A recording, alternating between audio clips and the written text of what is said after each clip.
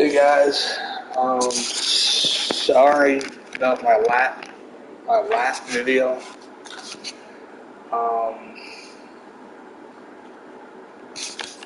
My buddy really wanted me to play too much, help him out,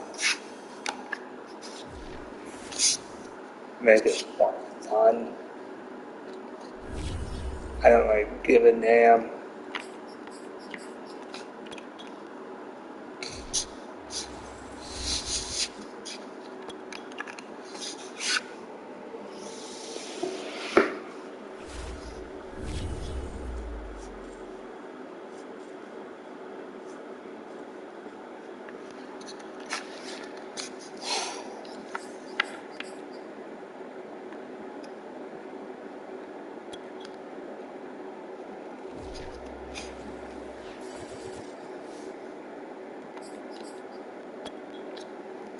Still in my second season.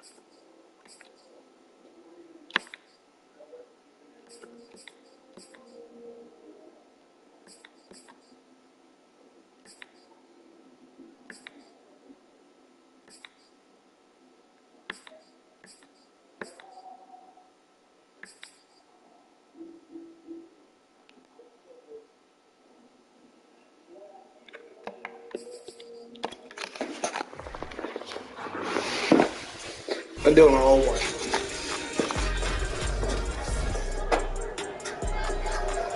It's week 4 of the NFL, and we've got a showdown in the AFC East. It's the reigning Super Bowl champs and the Bills, and it comes your way next.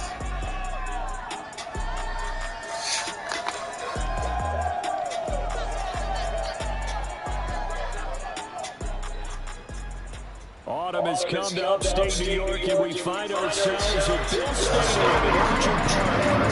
A few moments ago, to the delight of this Buffalo crowd, it was the Bills racing out of the tunnel as they get set to match up with the New York Jets.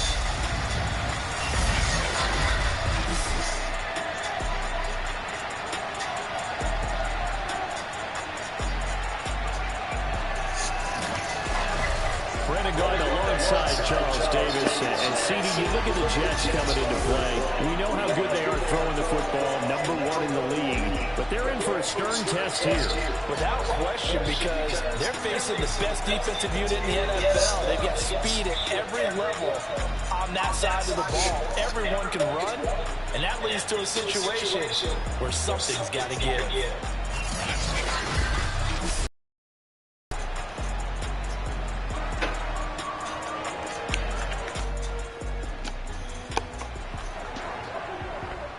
Nothing on the scoreboard, 0-0 as the offense gets ready to take over the football.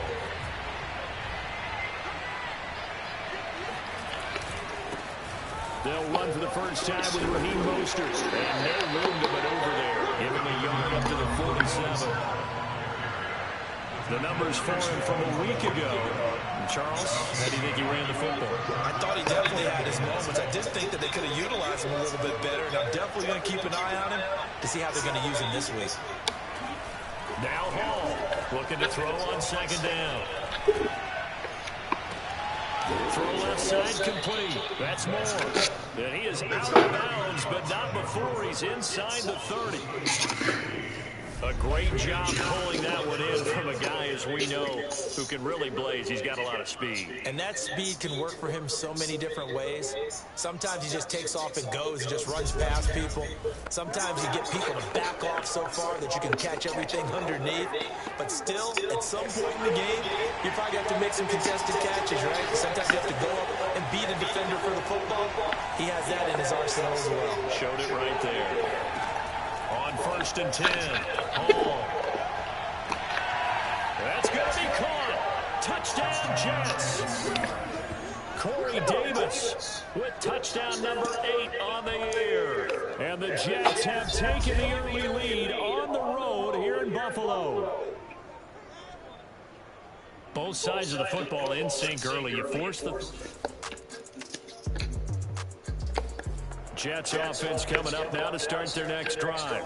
Now, early on, you know, Charles, every game could be called a measuring stick game. But I think when it comes within your division like this, it's a measuring stick game with a little extra intrigue. I would agree with that totally because all division games have a little extra to them. But I like where this game is situated because at this stage of the season, it has that little extra juice. But at the same time, it's not a make or break if this were, let's say, week 15, 16, somewhere in that neighborhood. We should mention, to go along with a great game he had last week, he was rightfully named AFC Offensive Player of the Week. And he shares that with his offensive line, the tight end, his fullback. He's looking for more and more of that in this game. Now this throw caught left side. And he'll go down, but not before getting this inside the 30. On 1st down, he'll drop to throw. This is caught. Touchdown! Carter Landry, his 4th touchdown on the year. And the Jets lead this now 13-0 here in the opening quarter of the ball game. If you didn't know it, it won't surprise you to find out that this team leads the league in scoring. They've been a quick strike team all season long. There's another example. They did it again. This offensive coordinator, right now, he can write his ticket towards being a head coach. He's advanced in the way. Jets offense coming up now to start their next drive. And right now they're saying, hey, let's keep this going. 2 drives, 2 touchdowns. Yeah, can't ask for a better start than that, can you? I mean, this is the way you practice it. This is the way you rehearse it. But right now, the play calling, they're locked in really well. And the defense loses it. It's complete. And all the way in. Touchdown, New York. Corey Davis, his 2nd touchdown of the game and his 9th on the year. And the Jets are able to strike quickly to add.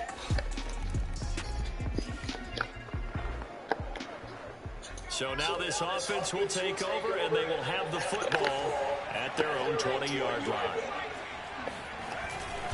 They'll start on the ground with Mostert. Fights forward for only about a yard up to the 21. Here's 2nd and 9, just a yard on that last run. Now a nice throw here, right side. He holds it in. And they nearly get this all the way to midfield. Mark it down at the 49. And that was good protection there. No, that was great protection there because it allowed him to lock in on his receiver. Although I think he was looking for his tight end on the corner route all the way. Nice connection there for a really nice gain. Now this one complete downfield on the left side. And he's going to take it in for a Jets touchdown. Elijah Moore. Right here, buddy. Touchdown now on the year. And the Jets continue to pull away here in this first half. As a former DB, you might not like to see that, but from a wide receiver's perspective, those are the plays that are in mind. Correct on both. Jets offense coming up now to start their next drive. They have been red hot, sometimes white hot here in this first half. They're just looking to add to that total right now. And this has to serve as a reminder to myself because so many times I get wrapped up in the play call, how they've sequenced things, how it's run. But, you know, at the end of the day, it's still execution. Those guys out on the field, and right now they are locked in and really looking good. They'll try to continue to be locked in here as we get ready to approach halftime. Brandon, I think you and I were both raised the same way in the game of football. You run to set up the pass, but I think we've discovered in this NFL, a lot of teams pass to set up the run, and that's what they... And he's got it. What a catch on the sideline. Touchdown, Jets. Corey Davis on his way to a monster game. 3 first-half touchdowns. And this Jet offense starting to run away with this one. Okay, we need to double-check here with Marvin because he keeps all of our good stats, but what I've got is 5 drives, 5 touchdowns, and they've got a nice, healthy lead. Well, after the first drive, we thought things might be... So, Jets offense coming up now to start their next drive. And with 10 seconds left, not really enough time to put something together. And they'll indeed start on the ground to run that clock. First down and a little extra for Mostert. And finally taken down at the 34. Let's go! Let's go! Let's go!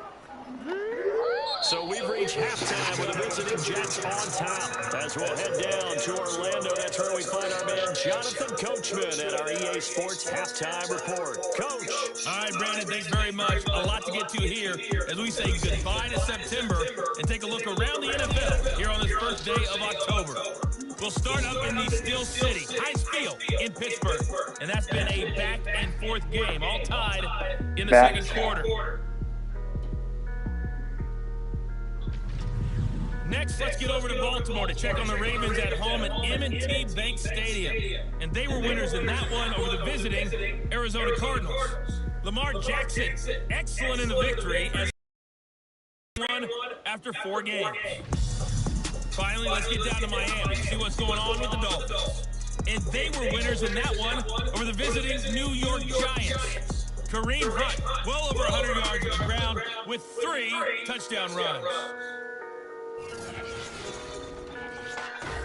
damn. On now to a look at the Clear next Jets in that first half. All right, folks, eager to get back to this Week 4 matchup. We won't put up a fight.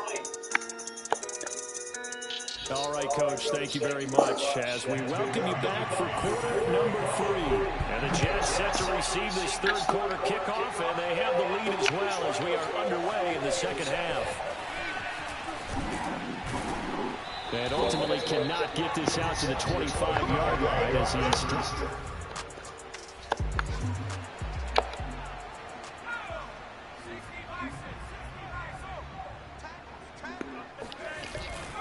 Third quarter starts with a run from Mostert. And not much there.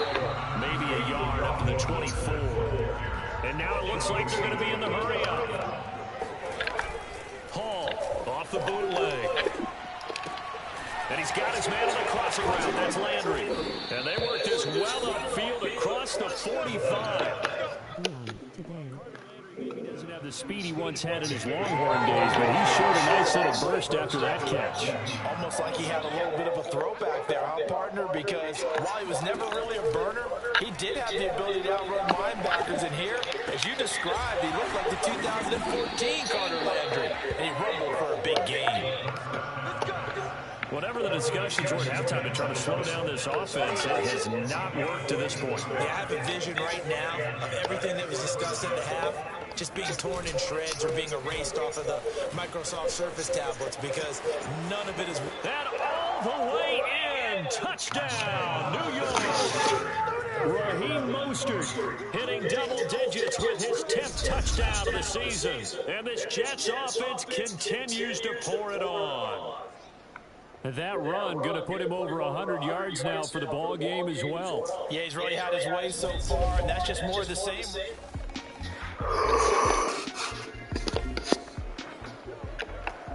So this offense will head back out there already in excellent field position thanks to the interception. Hall now on 1st and 10. And his throw here is incomplete. And to put it mildly, this is a tough spot defensively. They have to come right back out and defend their red zone. But how about that good first step toward forcing them to settle for at least 3 points? I think they're also thinking bigger right now. Imagine being able to stop them totally and change the momentum. And now they're in the hurry-up. Again, they'll run it with Mostert. And he has the first down before he's tackled at the 5. Well, someone's been having a good game so far, and you know something? A lot of it's been power running. They decided to turn him loose again on 3rd down, didn't they? They did indeed. He delivered the tough yards.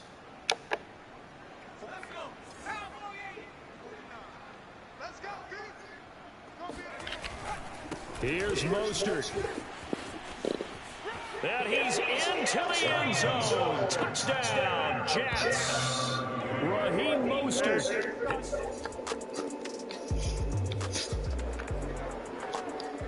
So now this offense will take over, and they will have the football at their own 20-yard line. They go play action here on 1st down. He's got a man. It's his tight end. That's complete. And he'll be out of bounds, but able to get it up past the 45. And if anyone thinks they're just going to tuck their horns in and pull back up the throttle a little bit, you can forget it. Even with this big 3rd quarter lead, I think this team's going to continue to take their shots downfield, and there's another completion. 1st down and a little extra for Mostert. They pay me. I do this for free. Mostert hit and he drops the ball. Now this is picked up by the Bills. And a big turnover there as his guys will get it. That 1 minute jet jam. Offense coming up now to start their next drive. And a fumble last time. Ball security. Talk about it all the time in the National Football League. They've got to be better at it on this drive. Don't you think that when every team gets together for the first time, I don't care if it's OTAs, mini camps, first day of camp in the regular season, ball security comes up about what, the 2nd sentence of the coach's address? And those are so many drills focus on that. All the time, and they do drills to make it even tougher to simulate game situations. Doesn't always work out, though.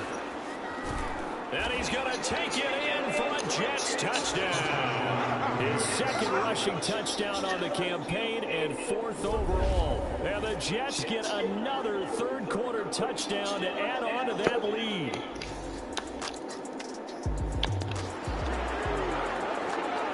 Late stages of the game here in the 4th quarter as this offense takes over 1st and 10. On the ground, it's Mostert to start the drive. 135 yards rushing for him now as he has been tremendous all day long. 2nd down, here's Mostert again. They find some open field here.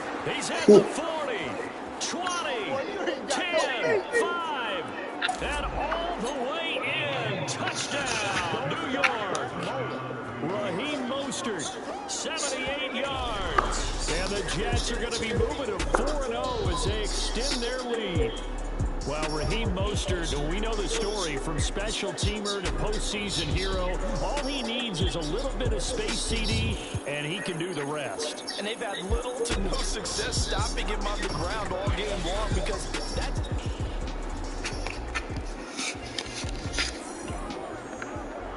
So this offense will head back out there already in excellent field position thanks to the interception. Now a play fake here on 1st down. And nowhere to fit that football in. It's knocked away and incomplete. 2nd and 10.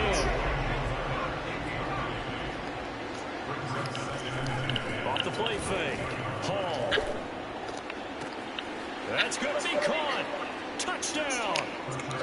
Carter Landry with his 2nd touchdown of the game and 5th on the year. And the Jets are about to make it 4 straight as they add to this 4th quarter advantage. So another score there, and often you talk about the 3 phases of the game. Defense, offense. Jets offense coming up now to start their next drive. And it would seem as if their 3-game winning streak is about to go to 4, but still a little work to do as they start 1st and 10. Throwing to start the drive. Hall. He's got a man wide open. It's Landry. And he slips up past the 45 before being tackled. Partner, I have to tell you, just one word keeps coming to mind from watching them this afternoon, and that's impressive. They have been impressive from the opening kickoff, and they haven't let up here even into the fourth quarter.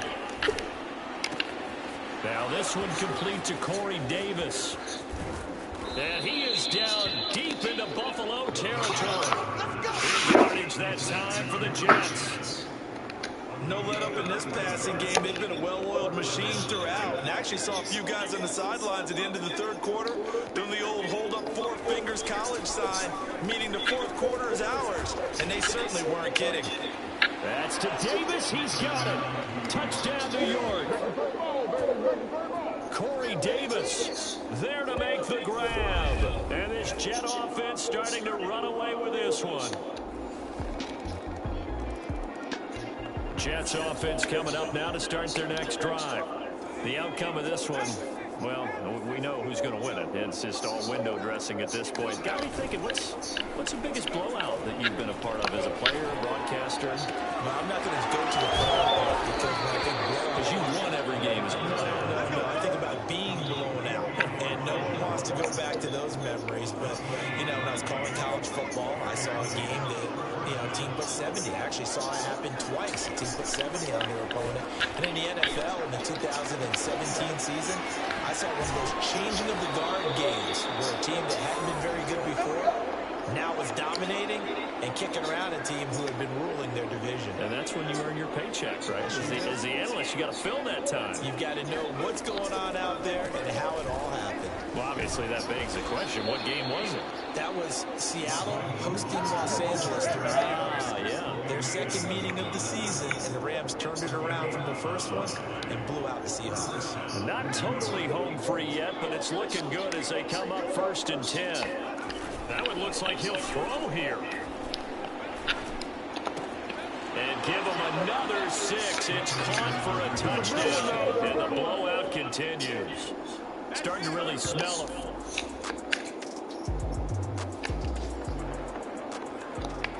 So now we're in the final minute of the game in the fourth quarter as this offense gets ready to take over.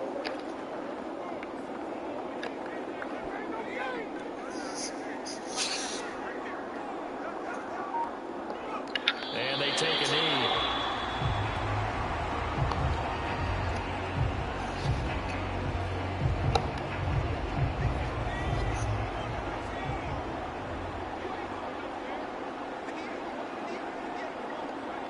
And they'll indeed take a knee.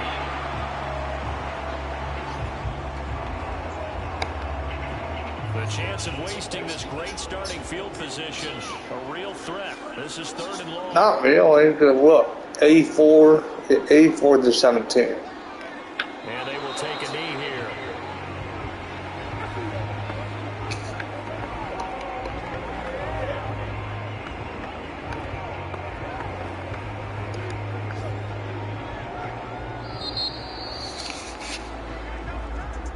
Well, Charles, it's one thing to win. It's another thing to win and put up the amount of points that they did. Boy, were they clicking on offense. They can't help but feel great about themselves, can they? I mean, what a game to put up that number of points, continually feel like they're moving the ball and things are working and clicking. They think that they can bottle this and carry it with them. And as an offensive coordinator, you just don't think you can do anything wrong. Whatever you call, run, pass, it's all going to work. That's called being in the zone.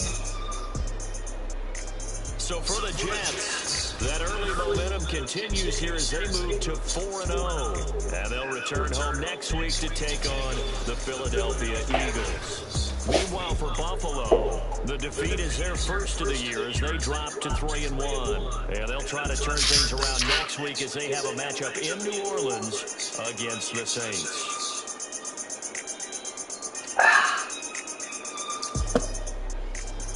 There we go.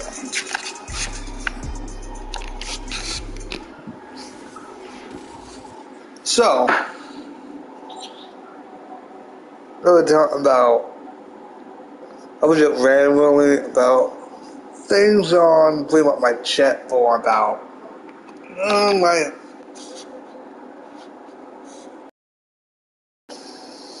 my last video. What's good, fam? It's time for the Nia Polanco Show. Well, I think the big question is this team for real? I mean, we're a quarter of the way through the season, and they don't have a single loss yet, but it doesn't seem like everyone's taking them seriously.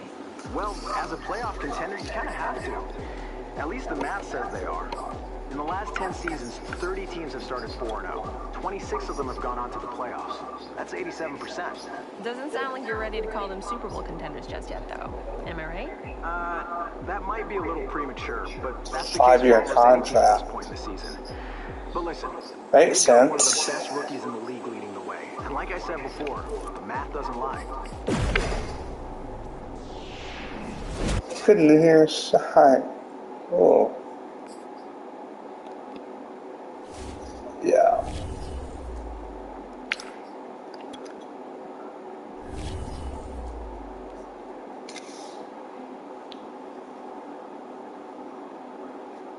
So for rushing, who top one? Corey Davis.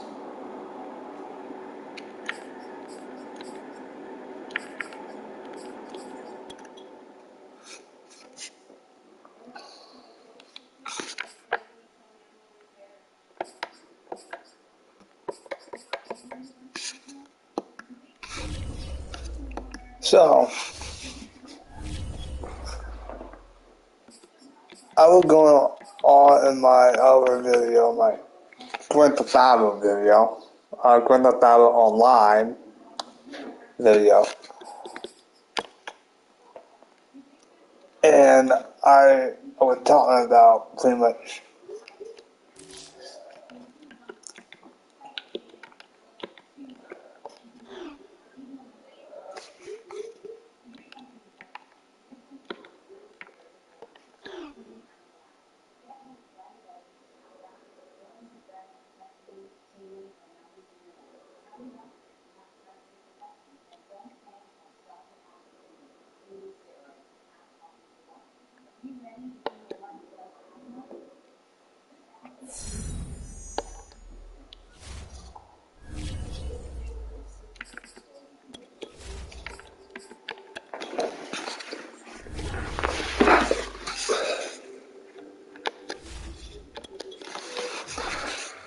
we're talking in my Grand Theft Auto video about It's the NFL on two EA Sports, and today's clash respect, of conferences is just trust and moments away. respect. It's the Eagles and the reigning Super Bowl champs. Coming They're up so next. easy to pretty much, well, to somebody who pretty much Well, we are about a gain 50-yard respect count away from and Midtown lots of respect Manhattan over at the years. Stadium in East Me, A few minutes ago, the hometown Jets were introduced to the sellout I know how- crowd. It's a roar that could be heard across the river in Manhattan. Set together as their Jets will match up with the I know how Eagles. on two of that pretty much spectrum. Hi again, everyone. With Charles Davis, I'm Brandon Gordon. And Charles, you look at this Jets ball club. It's been all systems go in this first month. They're off to a 4-0 start. And Scouts fans believe that this is a team that's built to go all the way. You can't win the Super Bowl in September, but they're telling everyone that they're It's going to be there in the end. Meanwhile, for our visitors, the Eagles, they too were winners last time out, so something's got to give here. I love it when both teams come in off of wins. Great mindset, and it usually leads to a really well-played game.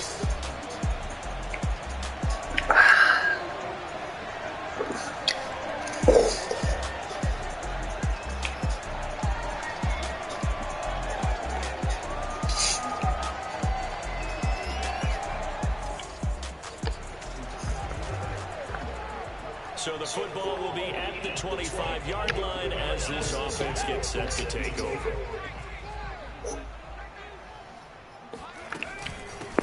First carry for Raheem Mostert.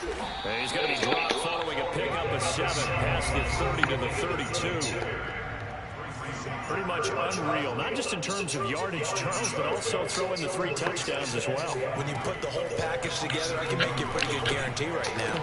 He's going to see a few more people in the box every time he lines up. Yeah, I don't think the defense has any choice. They've got to stop him. Can't let a repeat performance like that. Agreed.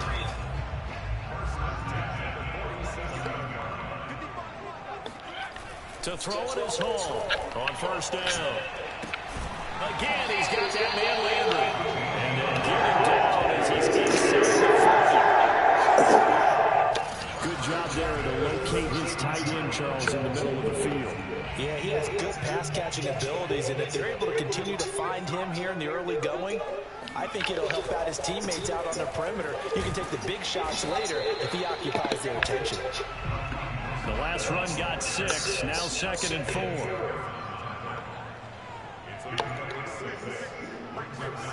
On the jet sweep, here comes Moore. He's got a first down and much more inside the 20. And all the way down to the 5. I think the reason this play is so successful is not just the blocking at the point of attack, but how about the speed at which he takes the handoff? He's in motion already, so he's now coming from a flat. And he is in. Touchdown, New York. Raheem Mostert with a lead on 13 touchdowns now on the year. And the Jets take the ball down the field and score their opening drive. One of the keys to their long winning streak has been scoring first. An ideal drive right there, getting the first 6 points of the ball game. Do you go back to our meeting? Jets offense coming up now to start their next drive. And they come into this one riding that nice long win streak. And remember, next weekend is an open week for them. So if they can get the win here, a lot of momentum into that time off. It certainly is. And if you're wondering if anybody's saying, boy, this is coming at a bad time, we want to keep playing, the answer can be yes. Because when teams like hot streak, they want to keep going. But when the veterans are telling young guys in the locker room, an open week is always good, guys. Take it and let's go with it. Certainly no settling into the drive there. They came right out on the first play and attacked the middle of the field for a big gainer and a first down. And he is out of bounds inside the 35. So many times in my career I've heard coaches talk about completions are one thing. But as long as we're there at the catch and we get guys on the ground, we can live with that. But if you're going to give up 10, 12, 15 yards after the catch, then your defense is going to be in a lot of trouble. Looking left side, that's caught by Moore. Yes.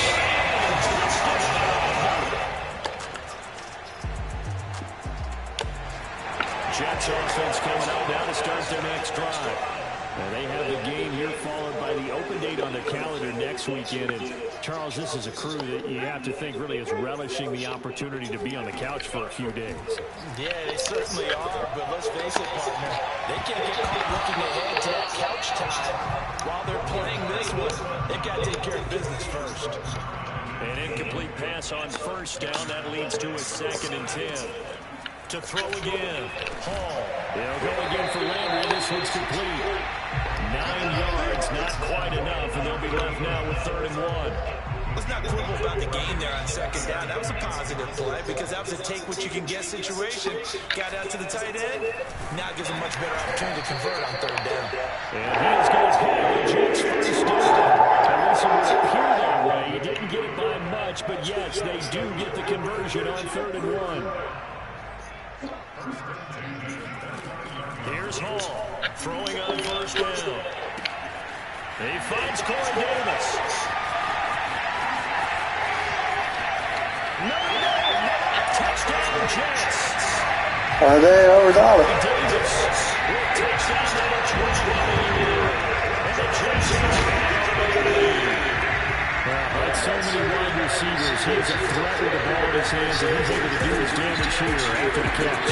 Yeah, and that was sheer determination right there. He decided. Jets offense coming up now to start their next drive. And the ledger for them so far looks pretty good, doesn't it? It certainly does. Touchdown, touchdown, touchdown. Not sure it can be much better than that. They've got to feel very good about the groove that they're in at this stage of the game. And he'll be taken down, but not before they work it across midfield. Well, normally you see 3 tight ends in a formation, you have to think to yourself, this has got to be a run. And I know as a safety, when I saw that, I took an extra step or 2 towards the line of scrimmage. Instead, they threw the ball, and he found one of those tight ends for a very nice pickup. Eric Wilson able to make the tackle. The first down run got 5. Here's 2nd and 5. Frustrating for a defense, energizing for an offense. Finding a way to create that type of yardage in your running game, that'll make the guys carrying the ball very, very happy. And he has another first down as they get the ball down to the Eagles' 32-yard line. And with that completion, he's now north of 200 yards here in the first half. Boy, a tough start for the secondary defensively. It is, and it's got to put a dent in their confidence. And, you know, you always want to keep that up and feel like you can always bounce back after plays. But with the kind of numbers he's putting up here, it's starting to wear on them a little bit, I think. So they're looking at each other and trying to figure out what defense will work and how can they play better without getting beat deep for big passes. That's pulled in the veteran Carter Landry. And finally down he goes as they work it inside the 10 to the 7. Boy, how about the speed with which this offense can get down the field? It's taken them no time at all to get down here, and now they're set up for the first and goal. And a throw in zone on first down, but it winds up incomplete. Receiver coaches preach their guys all the time. Separation, that's what's going to make the play successful.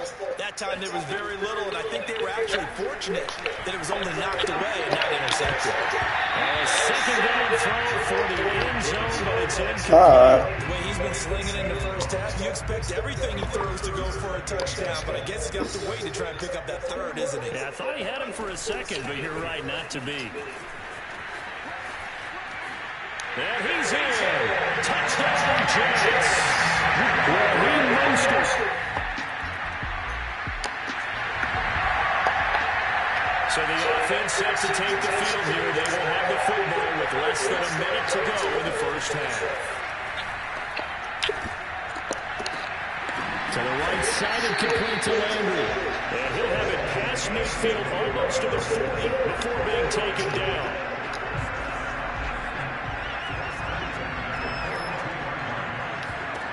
Now Hall on 1st and 10. And that is knocked away in the middle of the field and incomplete. Quarterbacks work all the time on manipulating the defense with their eyes and their head movement. In this case, he just stared the receiver down. That allowed for excellent coverage, able to knock that one away. He's got a man, complete. Touchdown. Carter Landry in the final seconds of the first half. And the Jets will extend their lead here just before halftime. And that's a lead that excites the team as they head into the half. Good way to finish things off. Yeah, able to extend that lead, and you always say it can totally change the complexion of half number 2. Yeah, it changes it.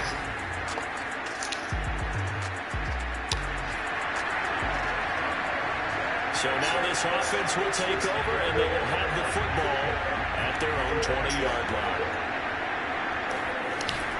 On 1st and 10, it's Mostert. And he's going to get 7 out of this before being taken down at the 27. So they'll come up after the gain of 7 on a 2nd and 3. They'll have a first down past the 40.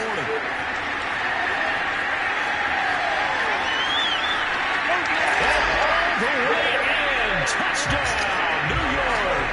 His 3rd rushing touchdown on the year.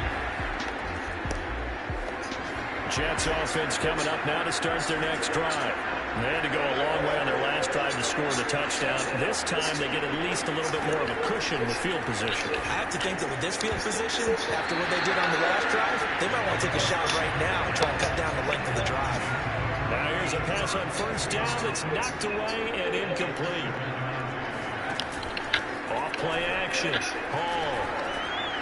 He's going to look deep for more. And that will be incomplete. Trying to dial up the long way out there, but it'll be 3rd down. Oftentimes when you're losing a game and the team's still throwing with this kind of a lead, you start playing a little more physically. And they took that opportunity right there to be extremely physical and force that incompletion. Got his man. It's the veteran Landry. And he'll have it past midfield almost to the 40 before being taken down. So 1st and 10, and if if they score on this drive, might have to start digging in our second-half blowout material. Meanwhile, this one knocked down in the backfield. It's incomplete. Not his best throw there, but where we sit right now in the third quarter, he's had a pretty good game throwing the football. He certainly has, and it's not exactly at the point where we're doing 4-minute offense yet, but they've got to think about, I'm not going to say milking the clock, but understanding clock management here on out. 4 yards the gain, and it'll bring up a third down. They'll look to throw again. Incomplete. He had nowhere to throw, so he just tossed it away. But that brings up fourth.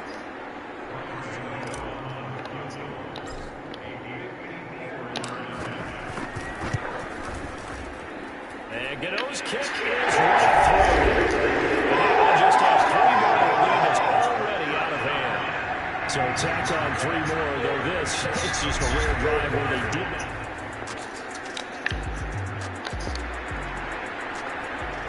So this offense will head back out there, already in excellent field position thanks to the interception.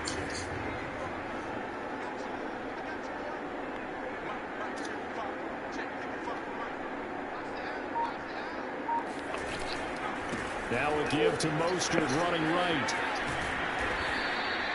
5 yards on the carry. Good pickup on first down. And there's a run to be happy with. Good, solid yardage. He'll take that anytime you hand the ball to him back. Hall to throw on second down. And they'll get this on the screen to Mostert. And he's down inside the 5 at the 4 before he's out of bounds. And remember, this drive started off following the turnover, and they've taken no time working their way down the short field. A nice connection there, and now they're looking at a 1st and goal. And he gets halfway home for the 4 down to the 2-yard line. From the 2 now, 2nd and goal. And they'll turn to the power game to try to get in. And he'll go down, and that will do it for the 3rd quarter of action. So they'll get a little extra time to come up with his 3rd down play as we played 3 quarters. We'll return with more after this. You're watching the NFL on EA Sports.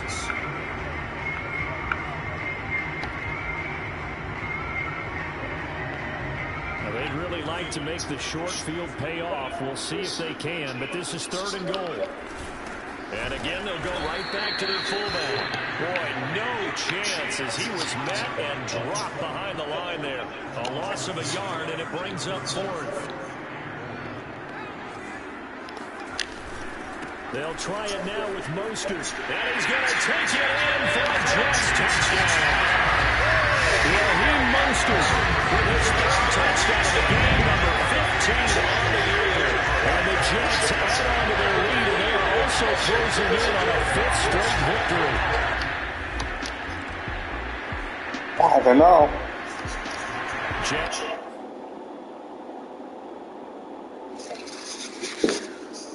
Hold on.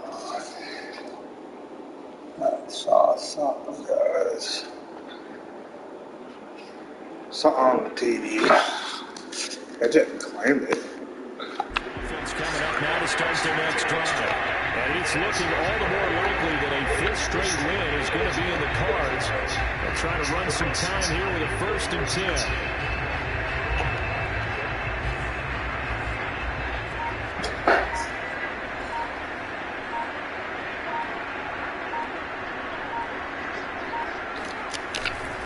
On the handoff, this is Mostert.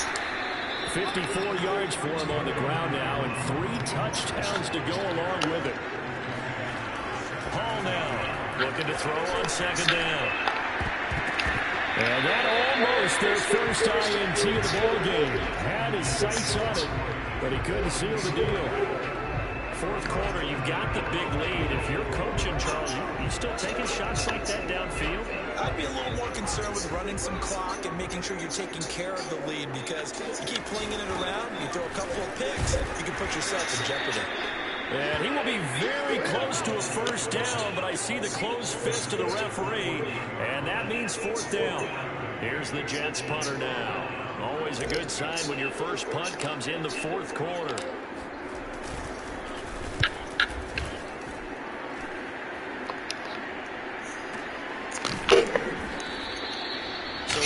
change of possession here on the punt. It's alright. It's just first time. Jets offense coming up now to start their next drive. And right about now, heck, they might be wishing they did not have a bye week coming up next week. It appears they're going to go into that week off in high spirits as they got this one well. And he's free going down the left side. It's a foot race. And they're going to score again. Yet another touchdown as they just added their totals.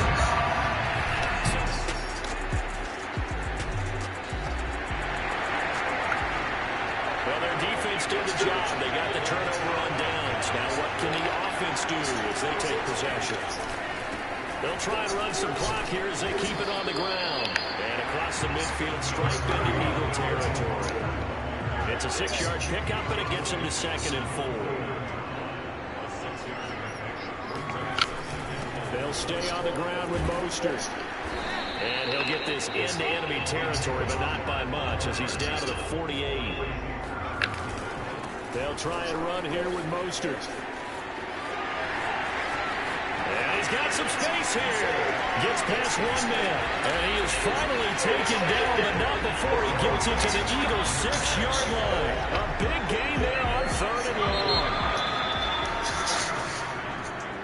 Charles, it's one thing to win. It's another thing to win and put the amount of points that they did.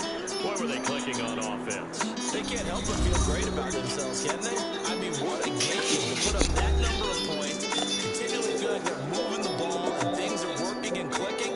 They think that they can bottle this and carry it with them. And as an offensive coordinator, you just don't think you can do anything wrong. Whatever you call, run, pass, it's all going to work. That's called being in the zone.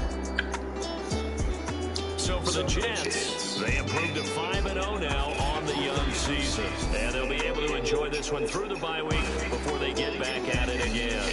Meanwhile, for the Eagles, they'll fall to 1-4 with a loss. And they will get a home date next week as they will take on the Dallas Cowboys.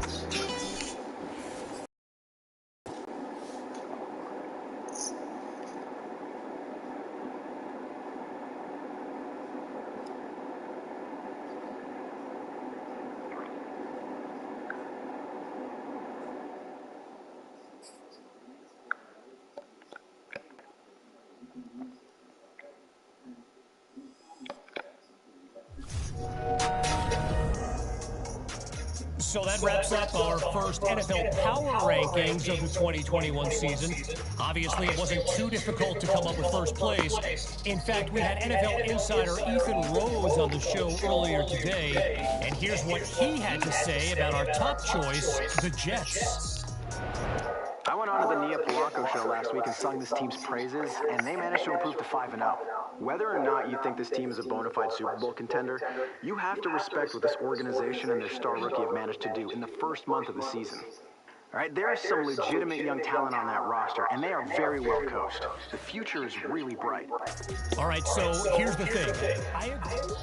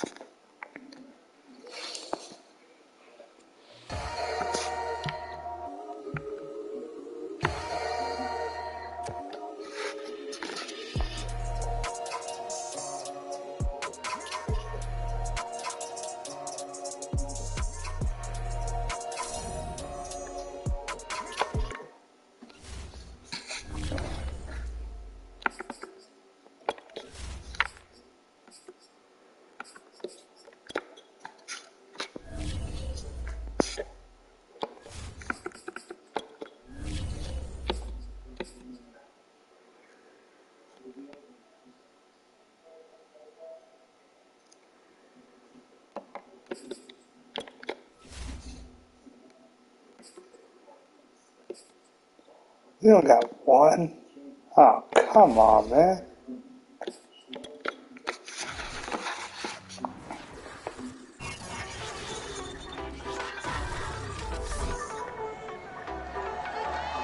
It's the National Football League on EA Sports, and today's clash of conferences is just moments away. It's the reigning Super Bowl champs and the Giants, and it's coming up next. Daniel Jones.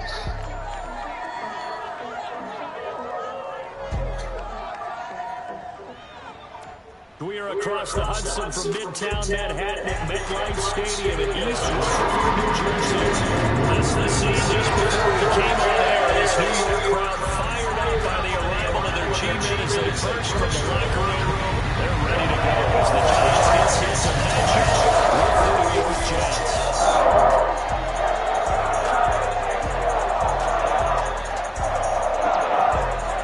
Number 8, number 9. Alongside my partner, Charles Davis, I'm Brandon Gordon, and Charles, you take a look at this Giants ball club. They come in playing pretty good football, winners of 4 of their last 6 games. Meanwhile, for the visiting Jets, they're off to a terrific start, unbeaten at 5-0 through the first month and change. And you can hang a lot of this early success on their defense, too. They're the tone setters for these guys, and the entire team feeds off of what they do.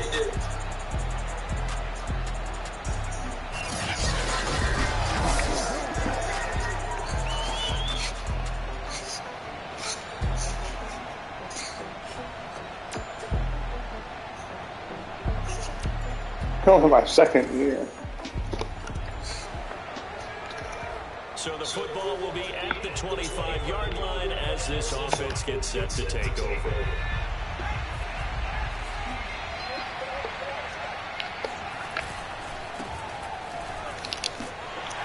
And that is the kind of tackling they want to see all game as he'll lose yardage to start things out.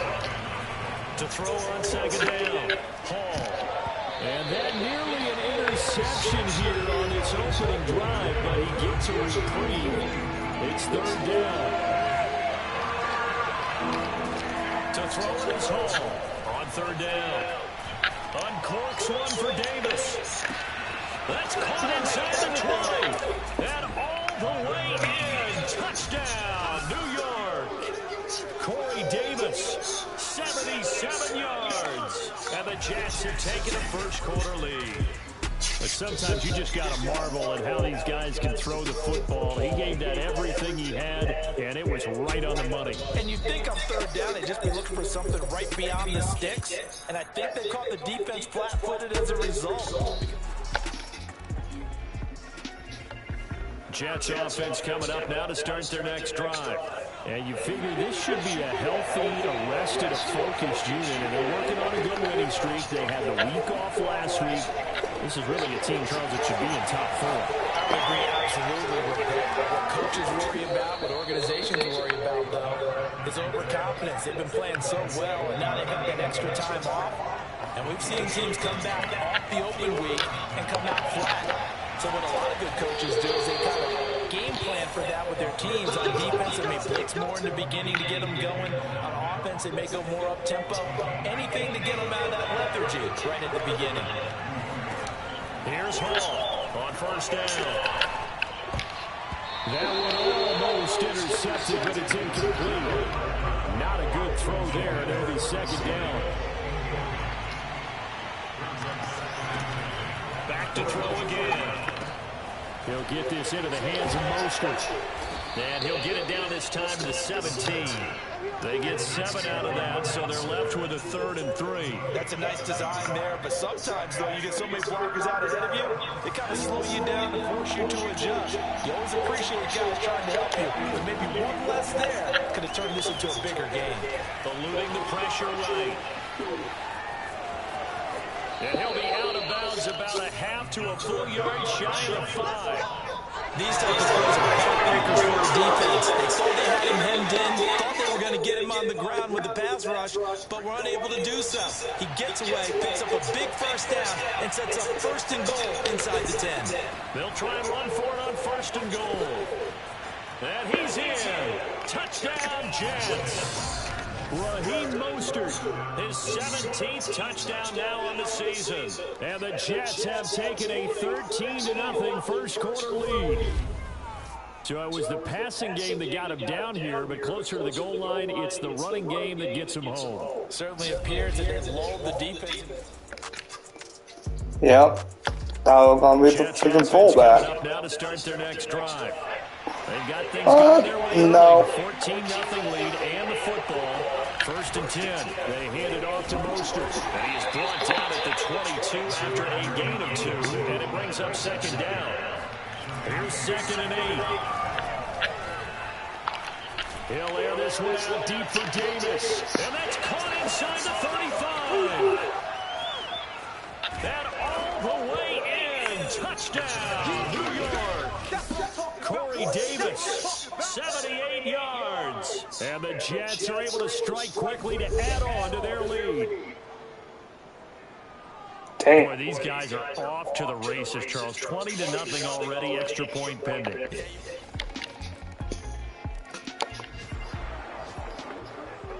So the football will be at the 25-yard line as this offense gets set to take over. They'll run right side with Mostert.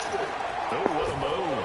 And he's upended at the 33 following a good pickup of 8. Decided to hand it off that time on the run-pass option. Appeared to be an easy decision. Just gave it inside. Nice steady gain. 2nd down. Here's Mostert again. And he's able to take this one up to the 35-yard line. Ball up to the 35 now as they come up on 1st and 10.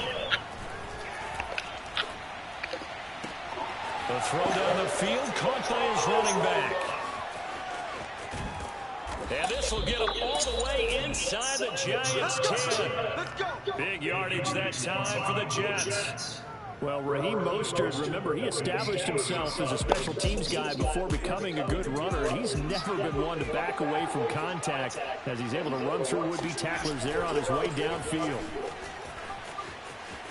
And he's going to take it in for a Jets touchdown. Raheem Mostert, his 2nd game and 18th of the year. And the Jets are able to widen their lead here in this first half. And always,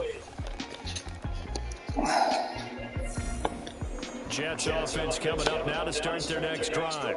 There's really no reason to change what they've been doing to this point. They've got the lead. They've looked good this first half.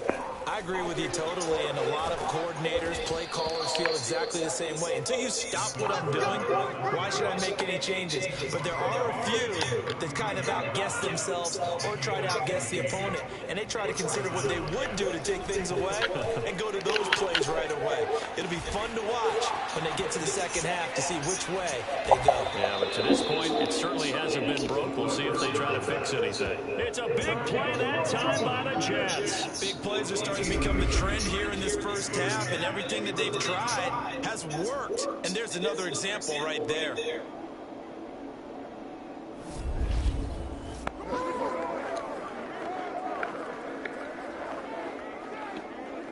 So the big play means just like that, they'll operate from the red zone now on 1st down. And a dangerous throw there as that's knocked down and incomplete. After the incomplete pass, here now is 2nd and 10. Looking to throw. Hall. Able to connect with Mims. They get 7 out of that, so they're left with a 3rd and 3. Ran the perfect defense in this situation would have meant that there was an incompletion and would have picked it off. Okay, so they gave up the completion. But I really enjoyed watching how the defense stayed in sync, stayed in great communication, and as he dragged across each zone, you see him pointing, communicating, there he is, and they passed him off to each defender.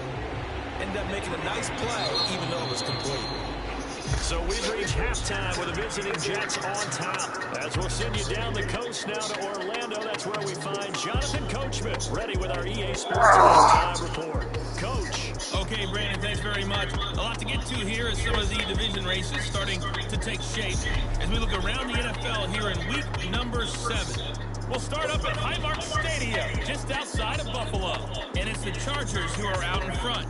Austin Austin Eckler, the lone touchdown there as he's cashed one in on the ground. From there, we move to H-Town to check on the Texans at home at NRG Stadium. And at this point, they trail the visiting Atlanta Falcons. Sony Michel, 2 touchdown runs on the afternoon.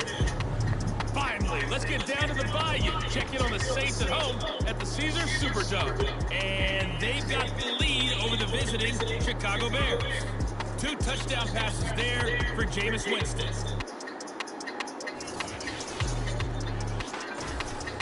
On now to a look at the next-gen stats in that first half for the Jets. And there were a few factors as to why they built this good-size advantage, but the rushing numbers were not all. See if they can pick it up in the second half. It wasn't. Meanwhile, for the Giants, they too didn't do a whole lot in terms of rushing efficiency in that first half, as you can tell by the numbers there. Final adjustments being made for the second half. Whether they'll amount to much in a game that's already pretty well decided, well, that's another question. Nevertheless, let's get you back out to Brandon and Charles. Okay, Coach, thanks. Yeah, that's something to consider. Are we in for more one-way traffic here in the second half? It has not been a competitive game to this point. The Giants set to get the football, and they trail here as we get back underway in the second half. From a yard or 2 deep, here comes a return. And the decision to bring it out, not a good one, as he's tackled at the 15. Jets offense coming up now to start their next drive. And they were terrific in the first half, built up a sizable lead, and it's just been cut into a bit following the opening drive score on the other side. But this is a unit that has to be itching to get the football again.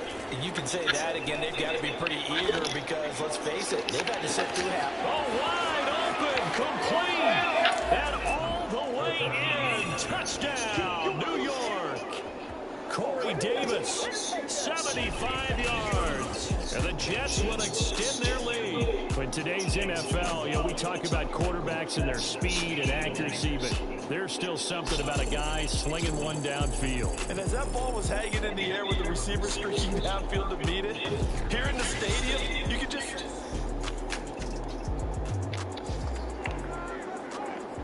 After an excellent punt, this offense in a tough spot down inside their own 5.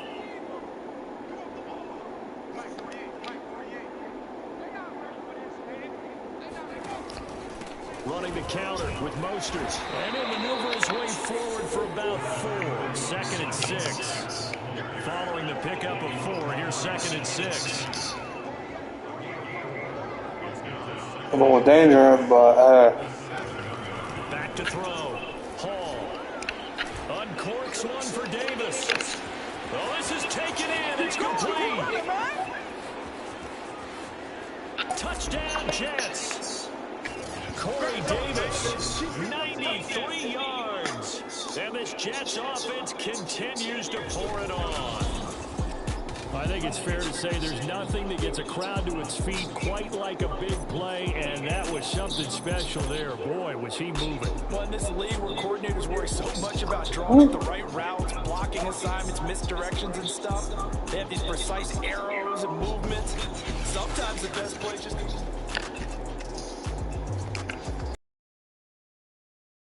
Next drive. The last time out, another touchdown. I think there may be some empty seats around here by the time the 4th quarter comes around. Yeah, I have to agree with you because this was just about decided. But you know who benefits from all those empty seats? You and me, trying to get to the airport. The road to be fairly clear by the time we have to leave the booth. And quickly, they get to the line.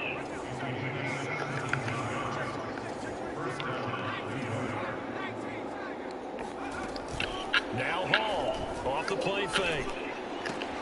That is caught by Mims. And they nearly get this all the way to midfield. Mark him down at the 49.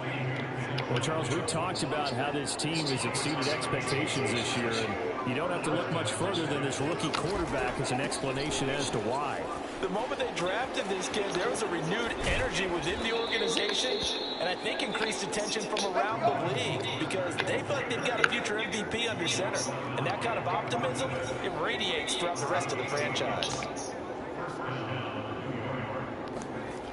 Hall, off play action. He's going to look deep now for Landry. And that one incomplete. They tried to sneak in a deep ball with the clock running down, but to no avail as time will expire on this third quarter of play. And that is going to do it for this third quarter of action. We'll return with more after this break. You're watching the NFL on EA Sports. And some room to work. And they move this all the way down to the 9. It's a big play that time by the Jets. There's no doubt in my mind that not many guys in this league have had the impact that he's had here in the first half of the season. He's been a big play guy from the word go and continues to be one with another one right there.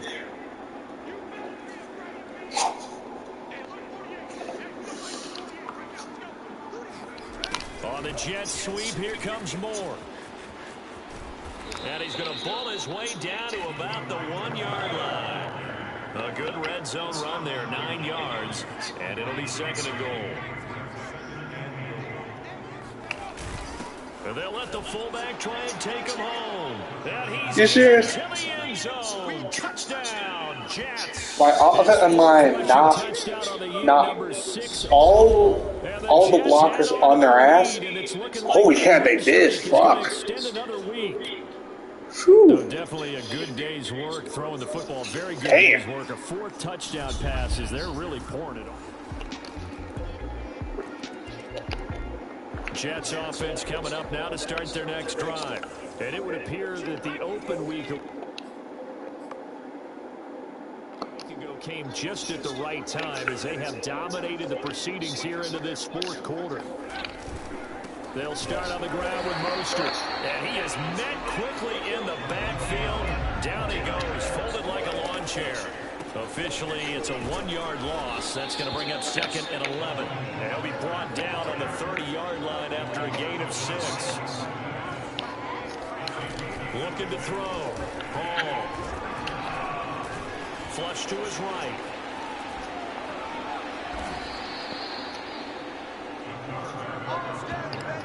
Nowhere to throw it, decided to scramble, and a nice job, CD got the yardage that he needed. Yeah, and his teammates are certainly going to appreciate that effort, even if his coaches don't, because they would have wanted him to slide and protect himself. But he chose team gain over personal protection. 8 yards the tally on that first down run. Here's second and 2. Once again, it's Mostert. First down and a little extra for Mostert. Here we go. And he will get into the end zone. It's another touchdown. This thing is ugly. Well, business as usual for them. Well on their way to another victory. Riding a serious wave of momentum from what we've seen. And so far, they haven't met their match. So if you're going to play this team in the future, your mission is clear. You better be ready to play and match their firepower.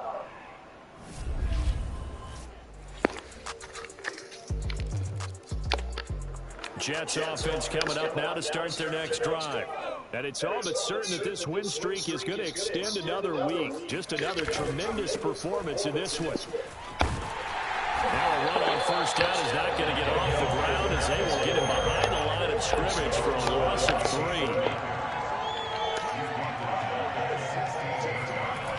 Hall now to throw on second down. That's caught left side by Landry. There he goes left side. And they're going to score again. Yet another touchdown as they just add to their totals. And for them, this train, it just keeps rolling, doesn't it? Well on their way to yet another victory. Yeah, it's almost a runaway, isn't it? And you just want... A big offensive explosion helped leading them to victory. And the defensive guys, they're just saying, hey, put those points up every week. We'll just keep winning. They will gratefully accept them, won't they? It makes their job that much easier when they're scoring that many points. Allows them to play with a totally different style and a different flow. So for the Jets, they remain as hot as anyone at 6-0 now through the first month and a half. And they'll head back home next week to take on the Houston Texans. Meanwhile, for the Giants, the loss drops them back to 4-3 so far. And they'll try to get back on track next week as they head to Dallas to take on the Cowboys.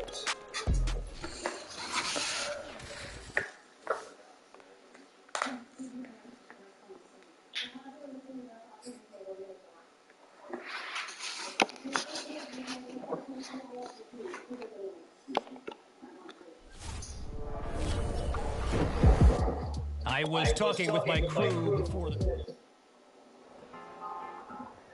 Always nice to get that come from behind win, and you balled out. Man, you just let the rest of the league know that we the real deal. Yes, sir.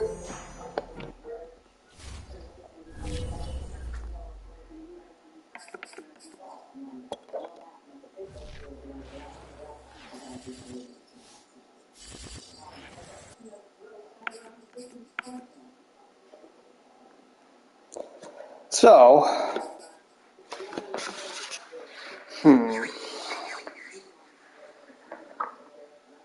there are a whole lot of shit I could say right now. I could say shit. Could say shit about pretty much what I'm feeling away pretty much. Actually, fuck it. I'm just gonna say it. Not hold me back from saying that shit.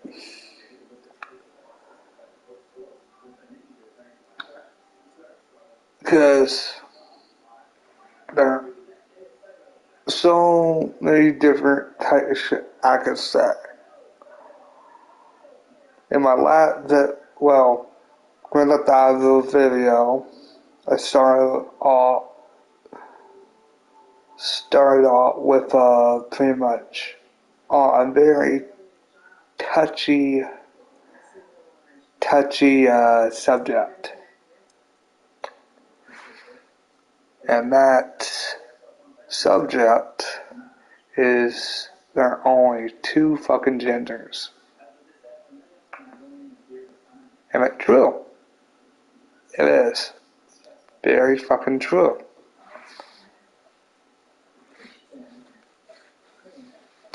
And if somebody complains about pretty much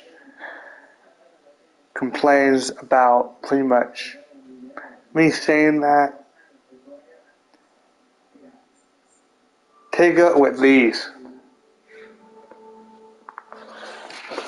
I'm serious.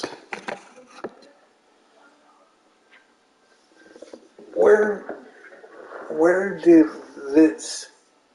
Okay, I know where the fucking term came from, but when did everybody turn into big giant pussies? I'm serious. Like, you're crying about pretty much every little fucking thing. Like there's more shit to actually worry about. There is. I'm a very caring person, but from all the shit I've seen, and people keep bitching, complaining, and crying about the same old fucking bullshit. I'm like, man. Like, I give you an example.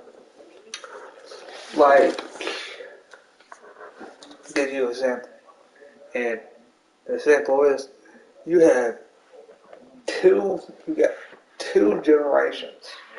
You got like, on the one who's growing up now,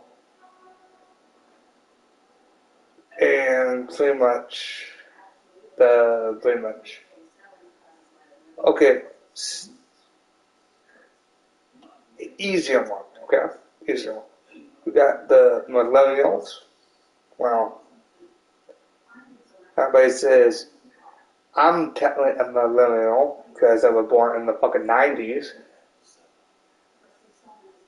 Fuck you, I was born in the late 90s.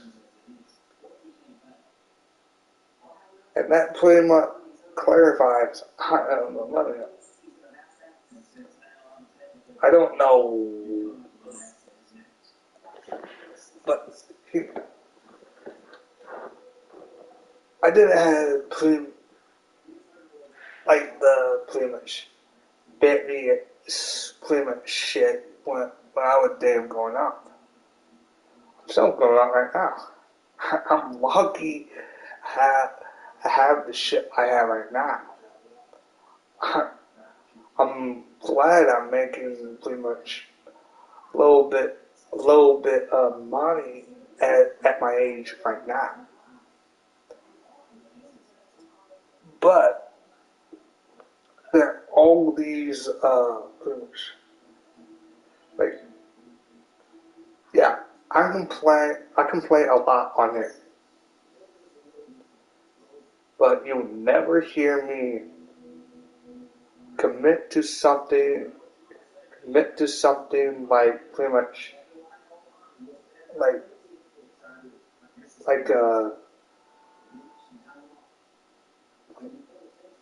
there's nothing.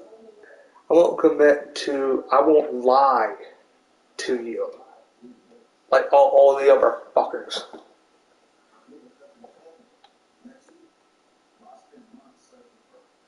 What I'm saying is, everybody lies. Everybody lies. I lie. But back onto the sample. So you got two generations. You got like, for example, your parents' upbringing. Your parents and your own upbringing. A whole lot different in different ways. Because some of your parents didn't grow up with cell phones, didn't grow up with they grew up with lesser shit than pretty much what we have these days. A whole lot less of shit than what we have. If you compare them up, you're gonna lose every fucking time if you try to compare up what your parent upbringing and your upbringing. You're gonna lose every time. Every fucking time.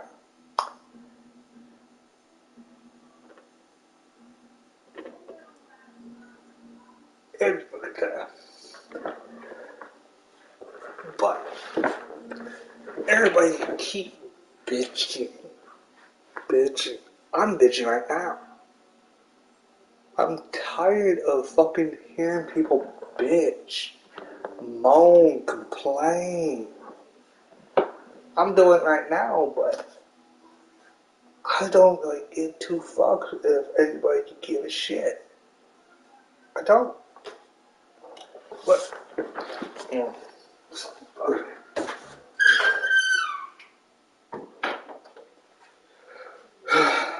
Fucking echo from the TV. Fucking annoying the fuck out of me. The upstairs TV. But here's the thing. The reason, because there are a lot of shit that I could spew about.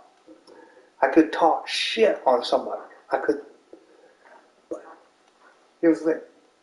I don't talk shit on, I talk shit on some people, but the most people I talk shit about are pretty much good buddies of mine. And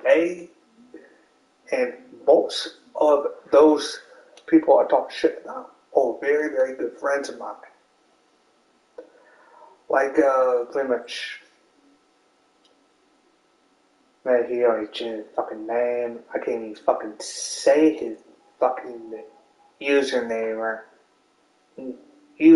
right now because it's so fucked. Because mine's pretty damn simple how to say it. But, Tony, I talk shit about him every fucking day. He talks shit about me. A lot of people talk shit about me. Like, pretty much, my buddies do. All my buddies do. And here's the thing. They know I don't give two shits if they talk shit about me. Because all my buddies know this about me. All my buddies know this. They do not give a fuck what you say about me. Hell no. I don't. If you believe any lies from anybody, you're a fucking fool. But shit, motherfucker. But here's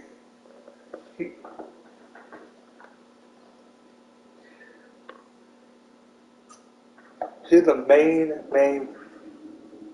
thing I'm trying to get across.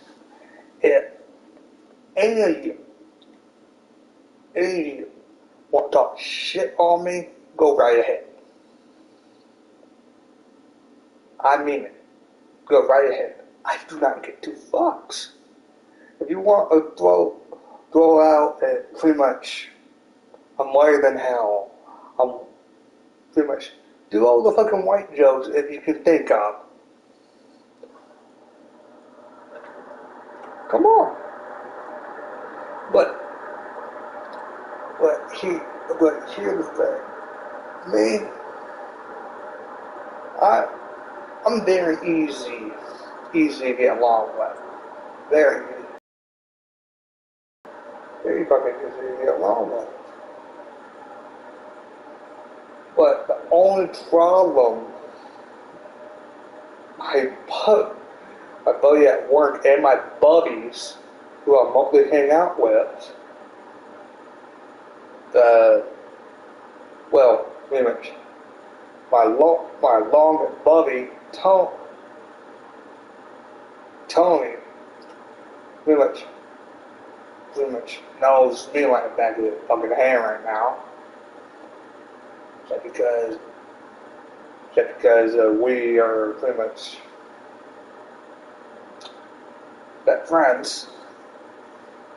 Well, he don't like to use the word best friends. I do. But the thing is, everybody got that one. Okay, I'm going off track here. So, the other thing I want to get off my chest. I already said this. Everybody needs to quit whining, bitching, complaining about the same fucking bullshit.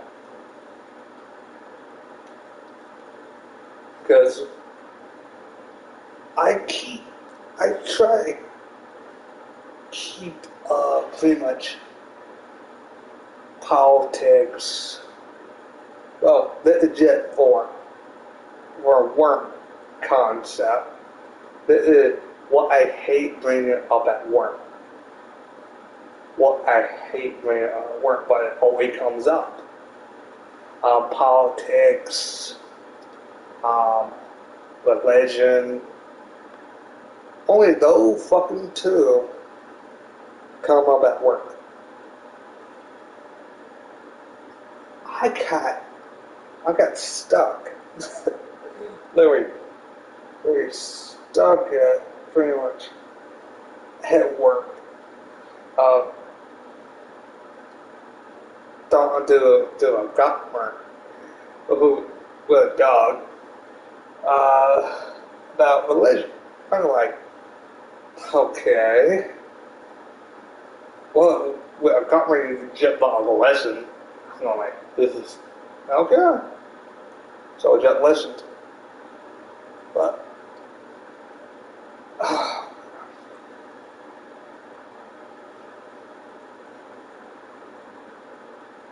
don't hate religion. I just hate bringing it up, like at work, or I don't hate religion. I'm stressing that. I don't hate religion. I just hate bringing religion and politics into pretty much like a work environment. Like, I get it if you were working at pretty much like a church, it's okay. It's okay if you're working at a church. But everybody got their opinions about pretty much religion and pretty much politics. Because here's the thing. Man, I don't care. I just let it keep pretty much religion and politics out of the workplace. Because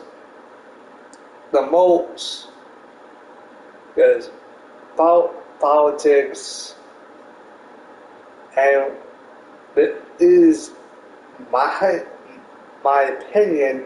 Don't quote me on this. Religion and politics are a bad mix. I'm serious. Sometimes I'm not saying it actually I am saying it brings out the worst in us. Like, it put up against one each other. It does.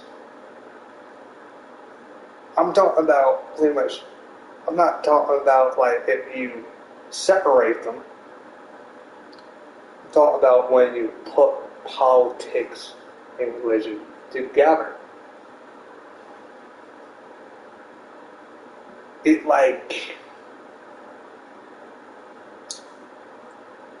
like gasoline and water. They don't go together. It doesn't.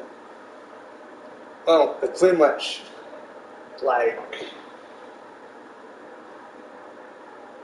okay, let me explain that to it in terms like, well, I can understand, because I'm fucking up in my own head right now.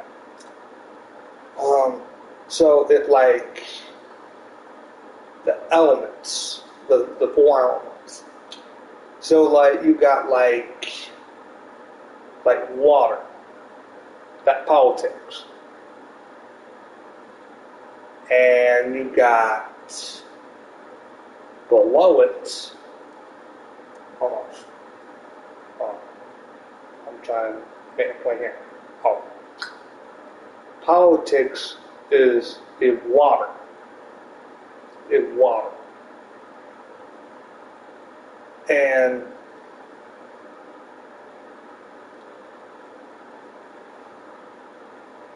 hold on. Water without fire. Oh, hold on. That was a perfect example of what I said before, like politics, like water, and politics, like gasoline. They don't go together. I'm gonna leave it at that. But if you put pretty much them together, they don't go together. Like it, like put in like water into a fucking engine. It won't fucking work.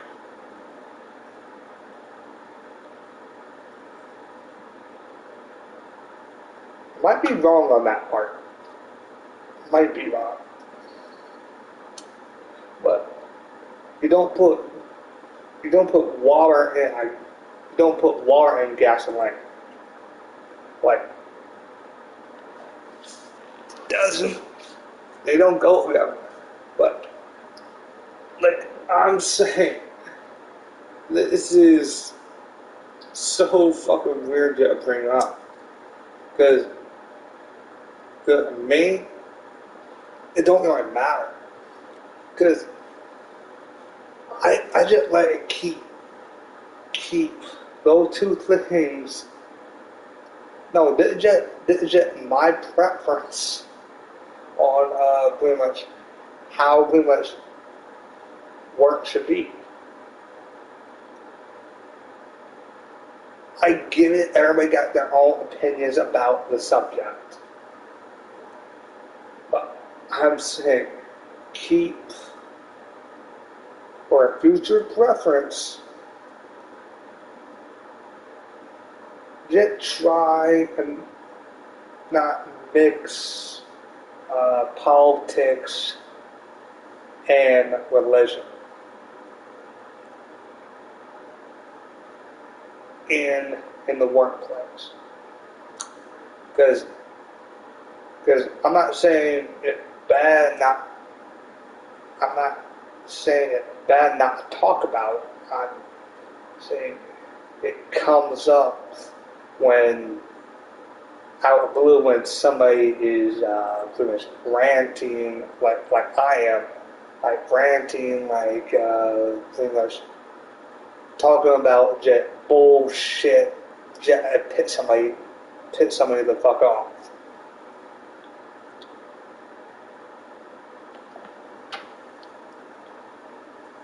Because me,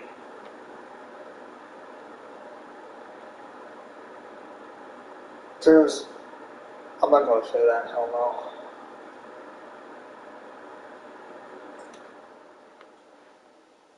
So, here's the thing, me personally, they're going to play the game.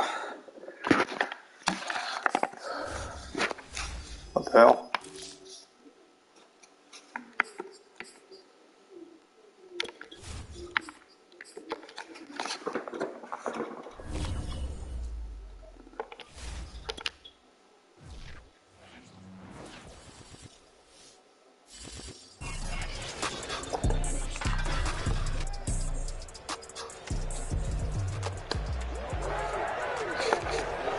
Nothing on the scoreboard, 0-0 as the offense gets ready to take over the football.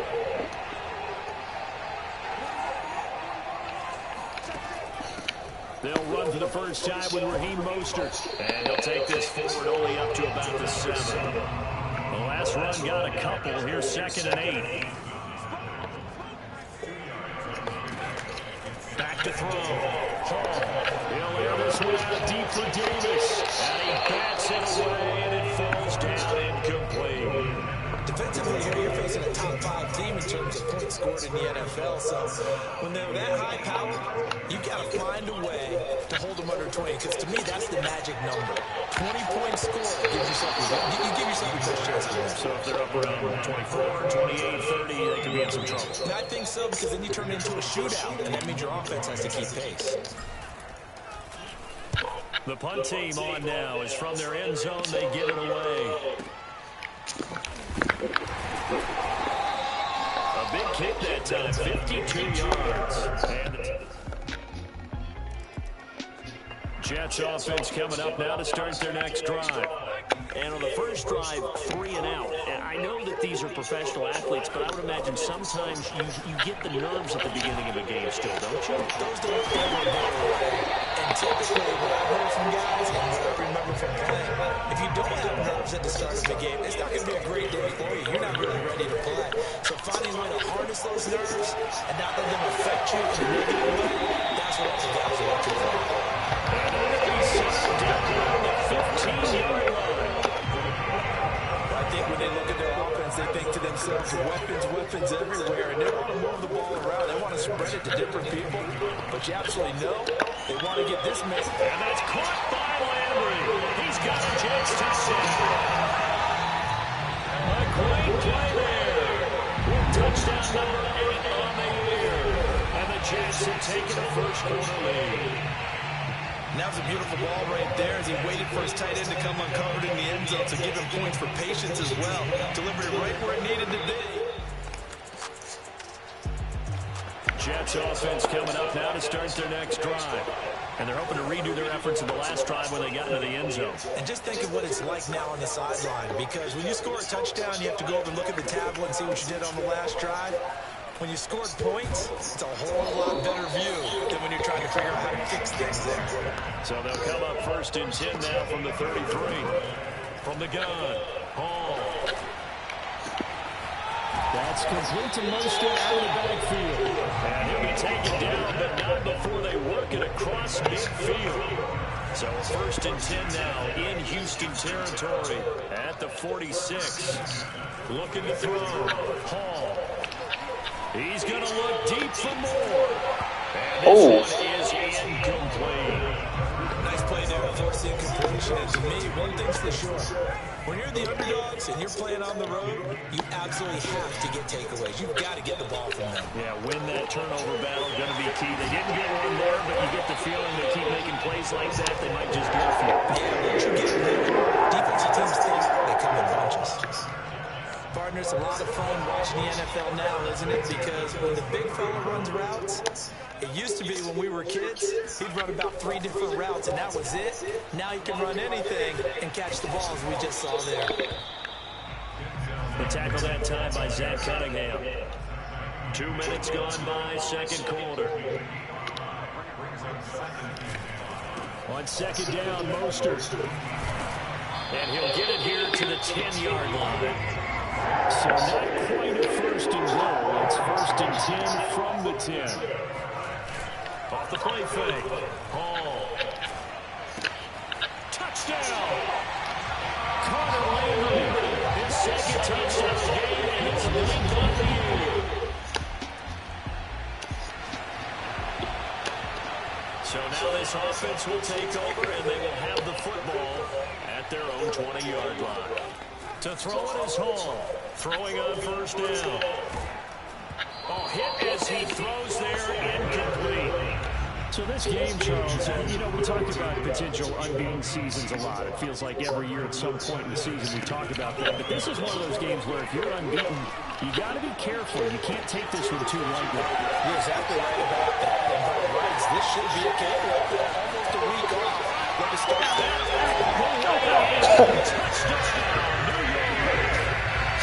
Davis, an 80-yard touchdown. And the Jets are able to strike quickly to add on to their lead.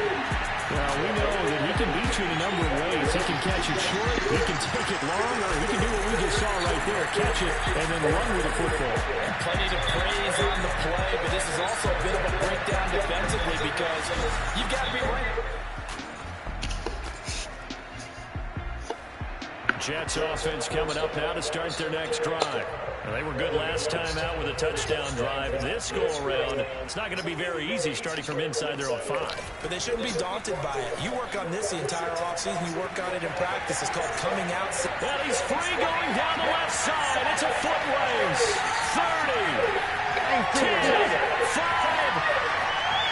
And he's in. Touchdown, Jets. Raheem Mostert with touchdown number 20 on the year, and the Jets are able to add on to their first half lead. The CD, I mean, there are touchdown runs, and then there are touchdown runs, and that one certainly fell into the latter category, and that deserves a couple exclamation points. And that's why he's one of the best running backs in the game today, because this run combined all the elements. Started with patience, and he was just waiting for the right lane to materialize. And now this offense gets ready to take over the football, 1st and 10.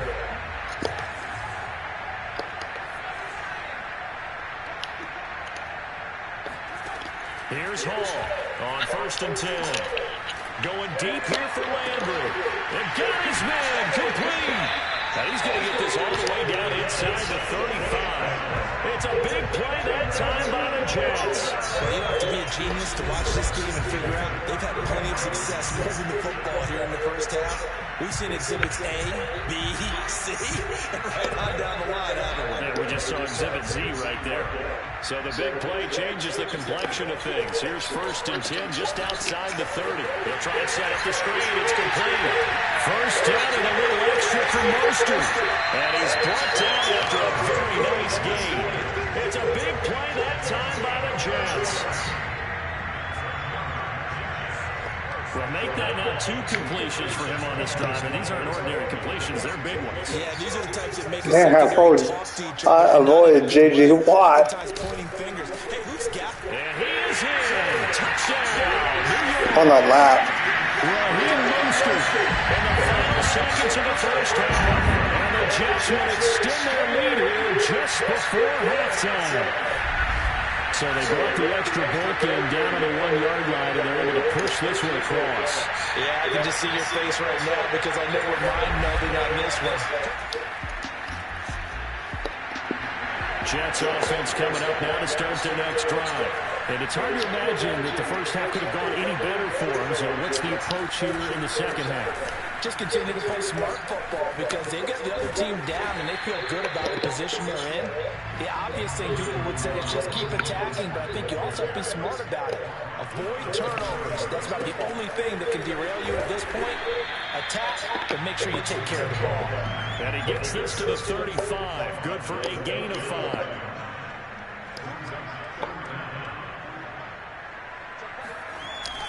And they'll go jet sweep to try to pick it up. He's got the first down and more past midfield. And they will finally get him to the ground at the Texans' 32-yard line. A big gain there on 3rd and long. So 1st and 10. And if they score on this drive, might have to start digging in for second half blowout material. Now they'll switch it up here and look to throw. And that is caught. It's Davis. And all the way in. Touchdown, New York. Corey Davis, his 2nd TD of the game and 18th of the year.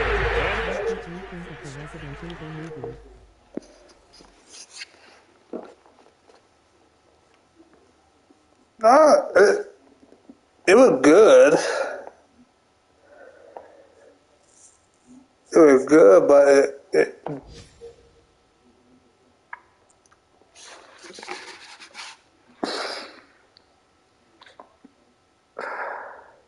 you're not gonna like this.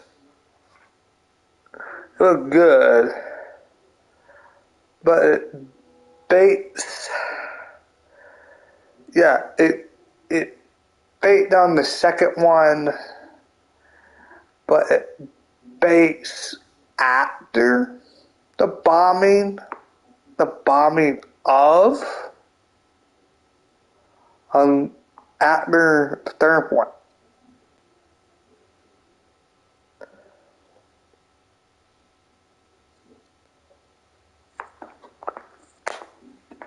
Because no mention of pretty much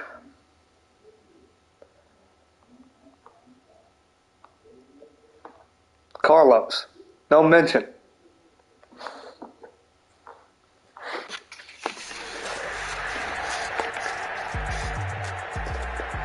Jets offense coming up now to start their next drive. They've really distanced themselves. They have put the pedal to the metal, I guess, so to speak. So definitely have them in the rearview mirror, don't they? I mean, you're exactly right. Being able to string together these drives that end up in points, it's almost like a run in basketball to create that distance, and they're on a really big time right now.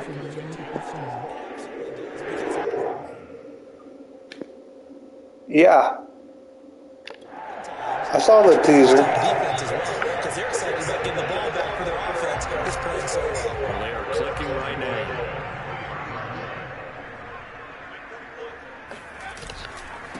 Now Mostert.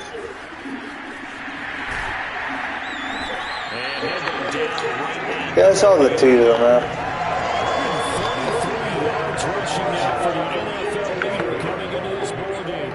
That play wasn't quite as big as the play that preceded it, but still, gotta like the way they're moving the football, partner. Absolutely. Pretty good room to run on that last play. Yeah, they didn't get a first down, but still, you take runs like that.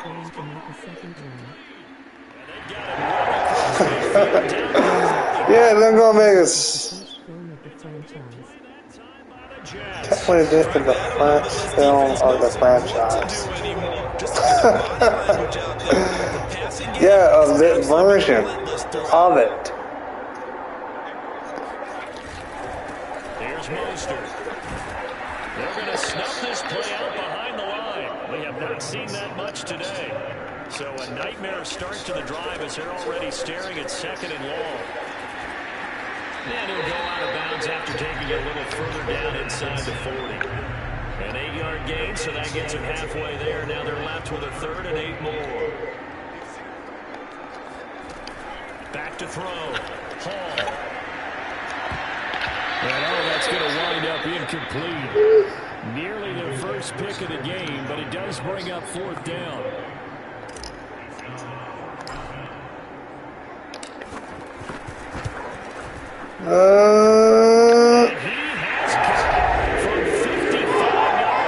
Damn. I got to think at this point, 3rd quarter, if you're able to hold how?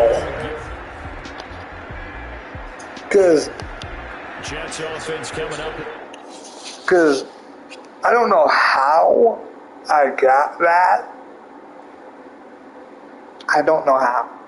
Because the way that the camera is right now, I didn't see. We're not going to see color until the 3rd movie.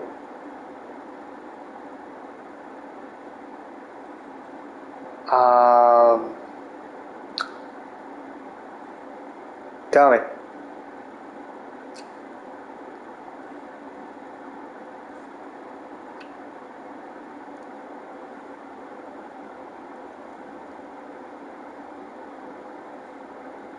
That would basically Return to Raccoon City, or Welcome to Raccoon City, is pretty much based on Brad Westbrook did not die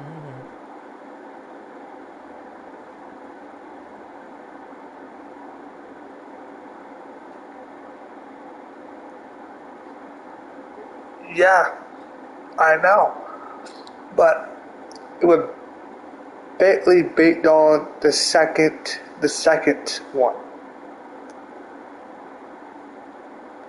because a lot of things they added on to it.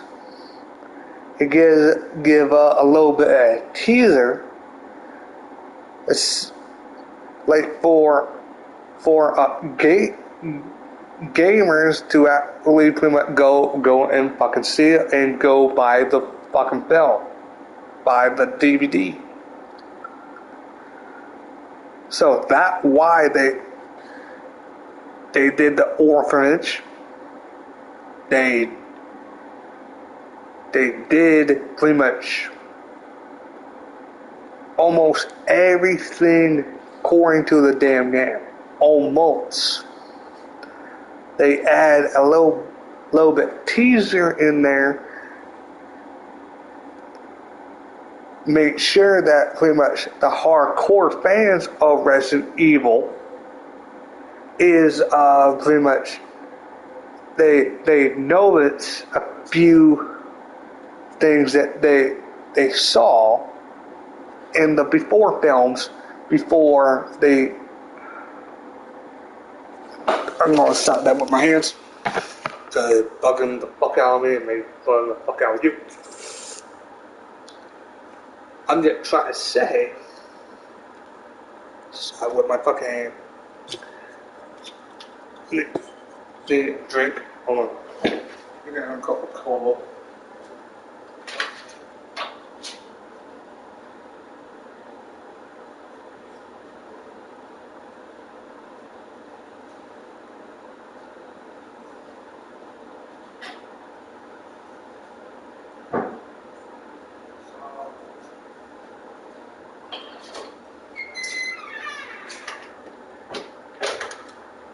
I'm just saying.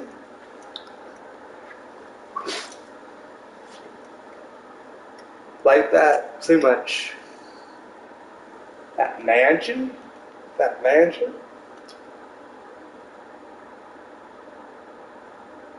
I could be wrong on this. The mansion, the bird.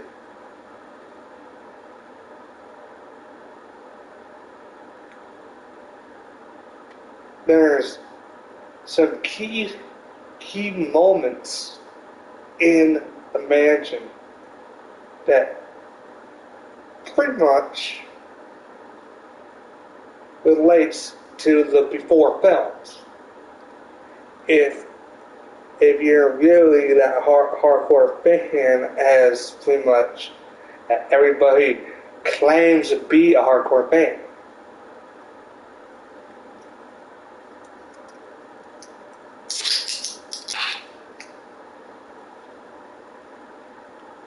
The second movie about 3 and 4 probably. We're about 3 and 4 probably. Fuck no. 4. Let me get this straight. 4. Resident Evil 4 is based on Leon going to save the fucking president's fucking daughter.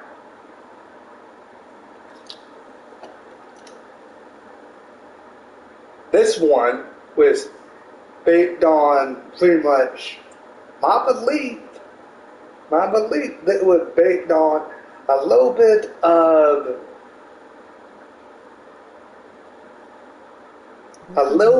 Basically the main guy in the first game.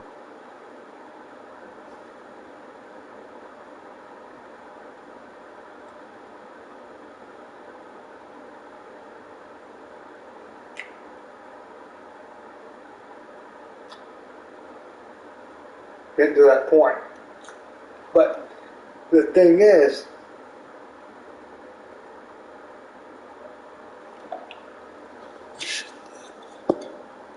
me, personally, I don't care. Just, because there are a lot of key, like that mansion part. That mansion part, if you look at the details of the mansion, well, no, I'm wrong on that part. I know I'm wrong on that part. I'm just saying there's a lot of key narrations to it. Like the piano, open that doorway.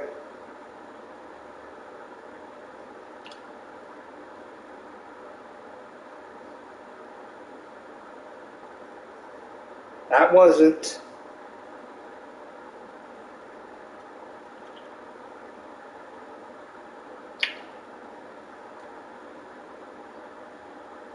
because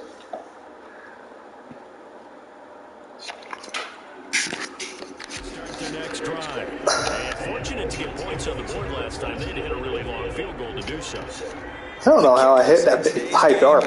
Are so good and so skilled and hit from distances that we See ya. almost start to take them for granted. Oh, what the hell? There he goes left side.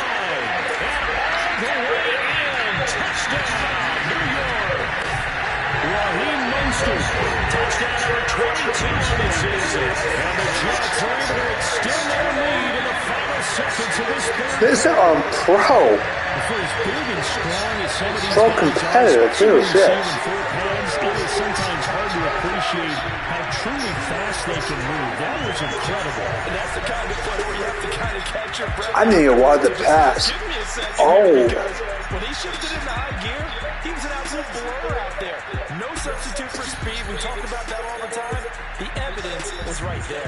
And the numbers here don't lie. According to the next-gen stats, he topped out at an even 20.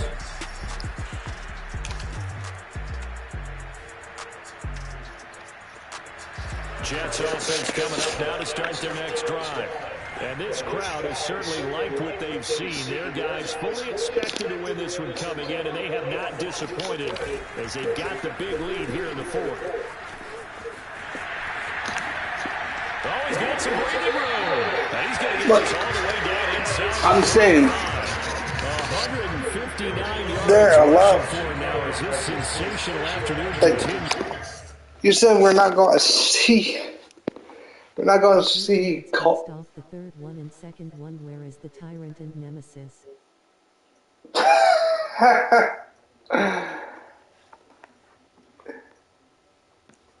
Dude, think about this. Think about this. When it is, if you look very closely at the intro in it, the intro into Resident Evil, Welcome to Raccoon City, it says after the bombing, Red. After the bombing of Raccoon City, after that, that is pretty much saying something else. I don't know about you, but that's not proper English. No, it's not, buddy. It's probably some lazy fuck don't even know how, or maybe I will fucking correct.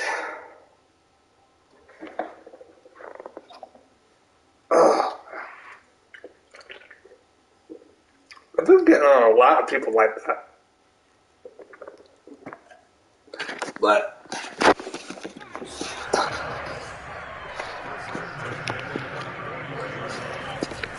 Mostert.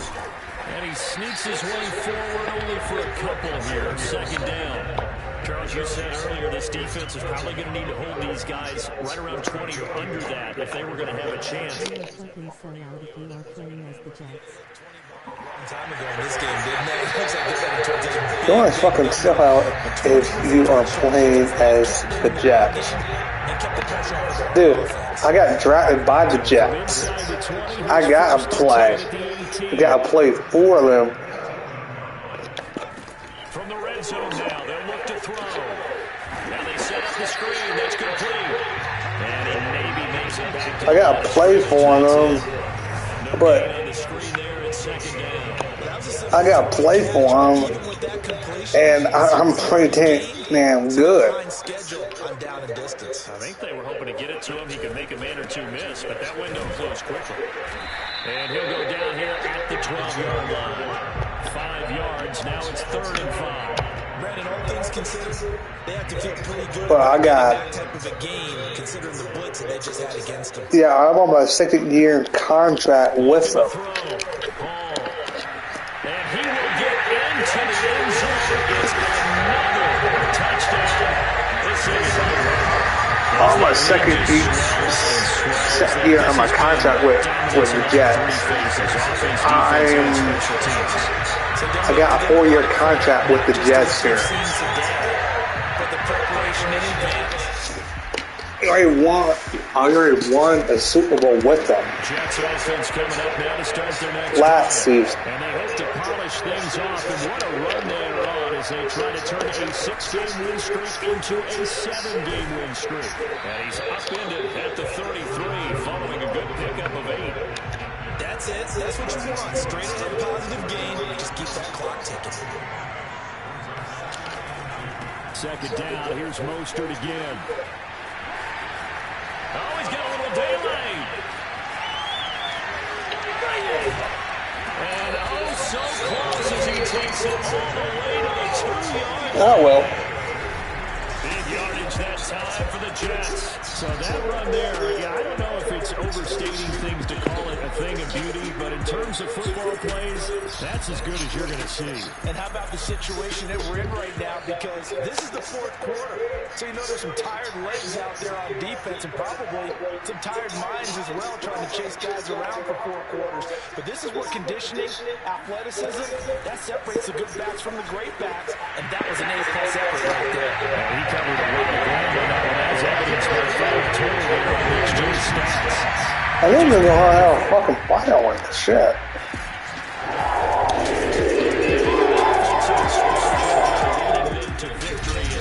The defensive guys are just saying, hey, put those points up every week, we'll just keep winning. They will gratefully accept them, won't they? It makes their job that much easier when they're scoring that many points.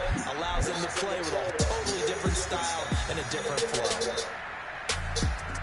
So for the Jets, their winning ways continue as they get it up to 7-0. And they will hit the road next week to take on the Cincinnati Bengals. Meanwhile, for Houston, 2-6 now on the year. And they'll try to get back to their winning ways next week. Then get a fucking bed.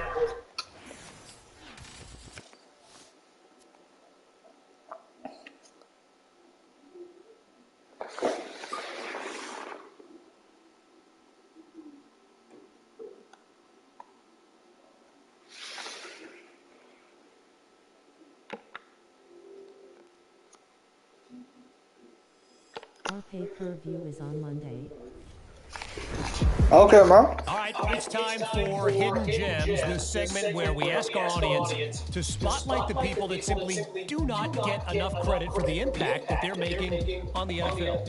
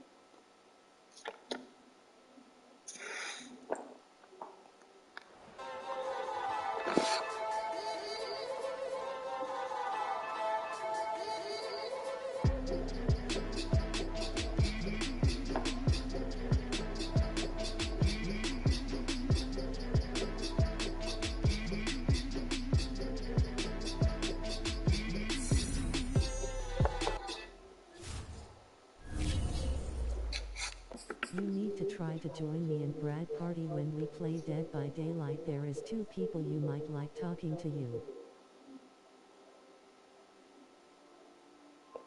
Who was like talking to the whitest boy on earth?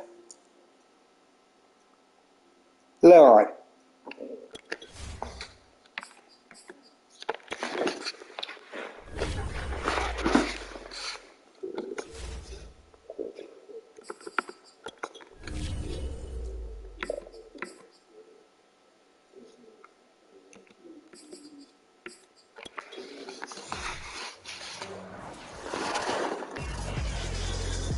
Tell me who.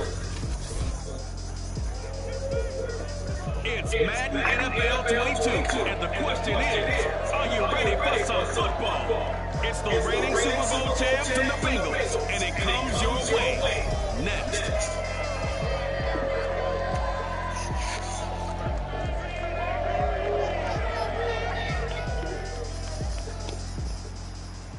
With the Ohio River and the hills of Kentucky just to our right, we welcome you into Paul Brown Stadium in Cincinnati, Ohio. The enthusiasm of the Cincinnati crowd in full effect a moment ago as their Bengals took the field to the delight of the sold-out crowd. And they're all set as they'll match up. Tell me who like talking to me.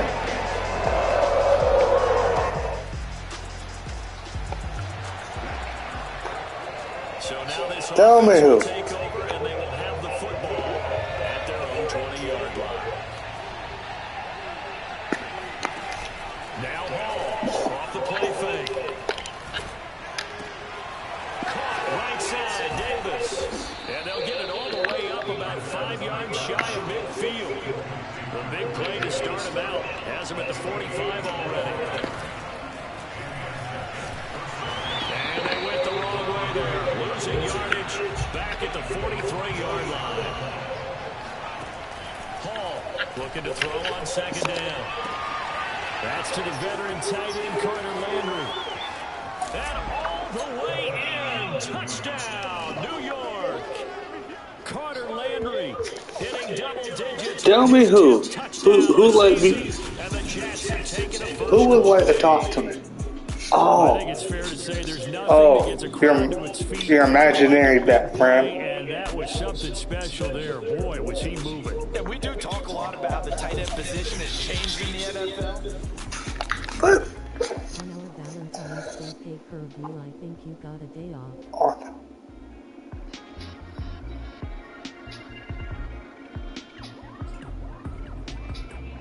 How I got the day off? Jets offense coming in. Discussion in case after non-series match.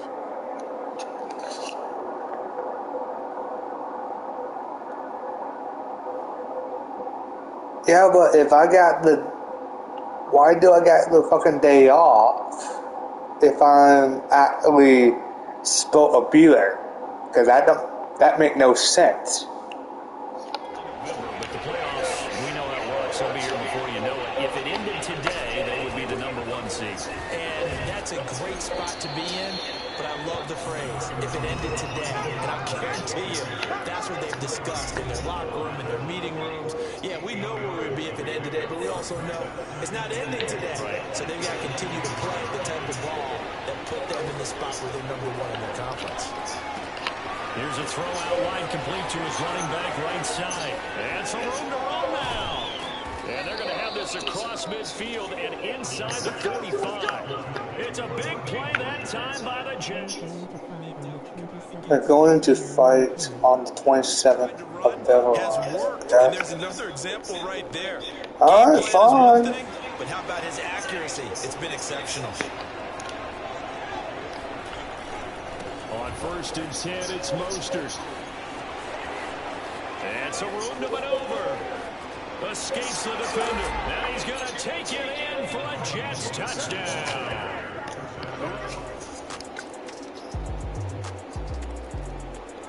Jets offense coming up now to start their next drive.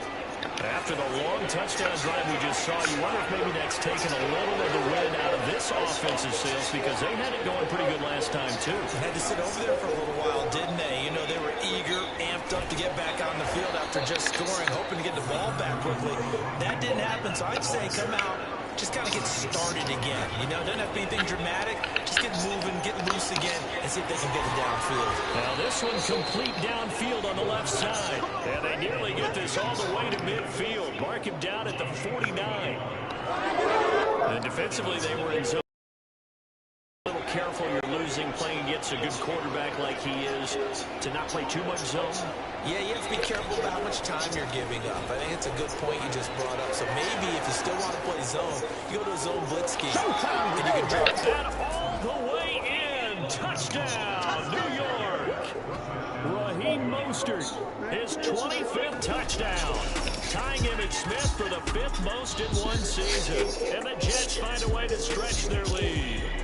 And that one heck of a run right there. Once he got loose, you can tell that he... Jets offense coming up now to start their next drive. They are clicking on all cylinders. They seem to be just scoring at will right now, and that's why they've opened up this big lead. You know, we always talk about getting into the zone, and all athletes are seeking that, aren't they? Where everything is working for them, every move they make works, it clicks, and they've got his man complete. And he will finally be taken down, but not before he reaches the 38. Big yardage that time for the Jets. Already over 1,000 yards receiving this season. That catch is just going to add to his total. Certainly not resting on his laurels. He's trying to continue to gain as many yards as possible and continue this big season. A run there with Mostert as he'll push this forward and call it a 4-yard gain on first down. 2nd and 6. Throw left side, taken in by Mims. And they move this all the way down to the 9. The goal for any offense versus a zone defense, find the holes where guys are available and put the ball on the receiver before any defender can step up and fill it. They did it well there. Perfectly executed crossing route. And not scheduled to fight because Down, but a nice little gain. That's good for a gain of 6.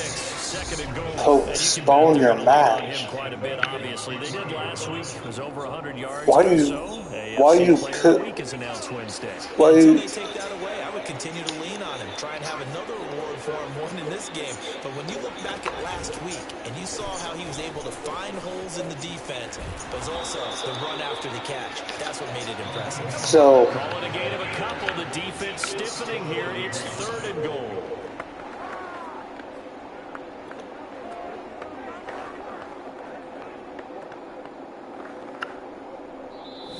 And we've hit the 2-minute mark in this. So my question is,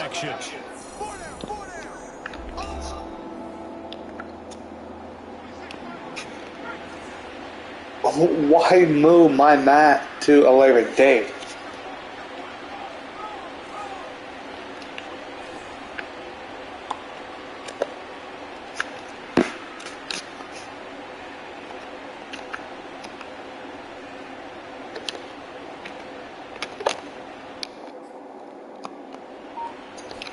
Try and sneak it here.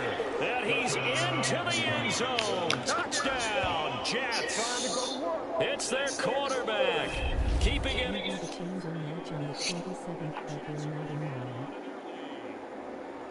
So he's able to sneak it in, and credit to the guys up. Oh, of course I'm not. Jets offense coming up now to start their next drive. And now consider the lead. The question is, how much is good enough? Are you going for more? It's the NFL. There's never enough. Of course I'm not. Because they get reeled in all the time when you sit on the ball. Of course I'm not. Because have you ever heard of Kayla Sparks?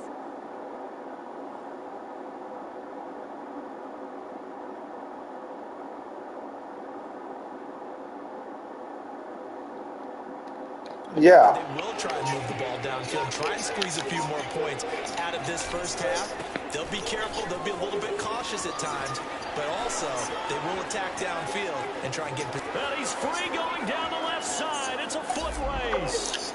Yeah, I have. But my question is, I got 2 questions for you. What in the hell? Because me and that one other guy been building the rivalry up, and we but to take it to the next level on Valentine's Day. But it seems it gonna all die down after pretty much the whole entire fucking thing. Because me personally, who cares? Because I know I got a chamber match, but here's the thing.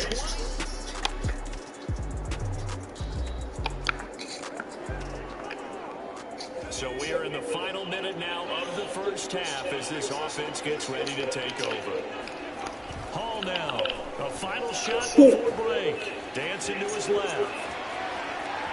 Nope. He'll have a first down past the 40 and all the way up to the 45-yard line. Why you clapping, bitch? You're losing. As we send you down to Orlando, where Jonathan Coachman has our EA Sports halftime report. Coach. Okay, all right, Brandon, thank you very much. Hi again, everyone.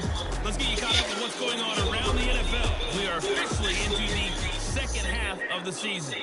We'll get started over at Mercedes-Benz Stadium in downtown Atlanta. Whereas the Falcons were able to pick up the victory. Your Falcons won. Calvin Ridley, a touchdown catch. Over Hull. From there to head to the Big Apple, more specifically to MetLife Stadium in Jersey to check on the Giants. And they have the lead in that one over the visiting Philadelphia Eagles. 2 touchdowns there for Saquon Barkley. Finally, let's get right to the center of the U.S. map and check in on the Chiefs at home in Kansas City. And they were winners in their ball game over the visiting Buffalo Bills. Clyde Edwards-Helaire, a touchdown run in the victory. On now to a look at the next-gen stats for the Jets in that first half. And this has been an absolute clinic in how to run the football.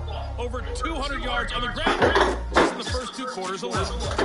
Meanwhile, for the Bengals, there's a look at what they were able to do throwing the football. And they'll need to get things in gear as they trail here at the break.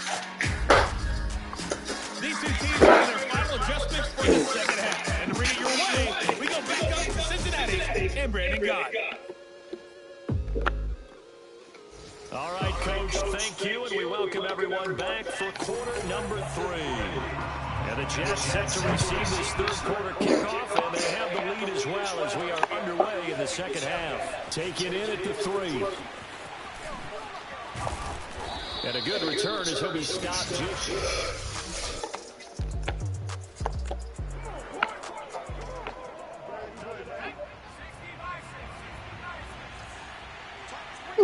You have an elimination chamber match for the Deep South Championship. Third quarter starts with a run from Mostert. Room here to run. And they get him down, but not before he takes it. Yeah, I understand that. 201 yards for him on the ground now. But it's been terrific here this afternoon. He had a really solid first half running the football and picking up where he left off here in the third quarter. How about the yardage he's piling up right now? This feels like a full game, not just the series that we're watching right now. I know people are screaming, where are the adjustments from halftime on the defensive side of the ball? Sometimes they're just not there. Sometimes you just have to find a way to tackle someone. This is Mostert. And he's got room. The 30. 10, 5, and he's in. Touchdown, Jets.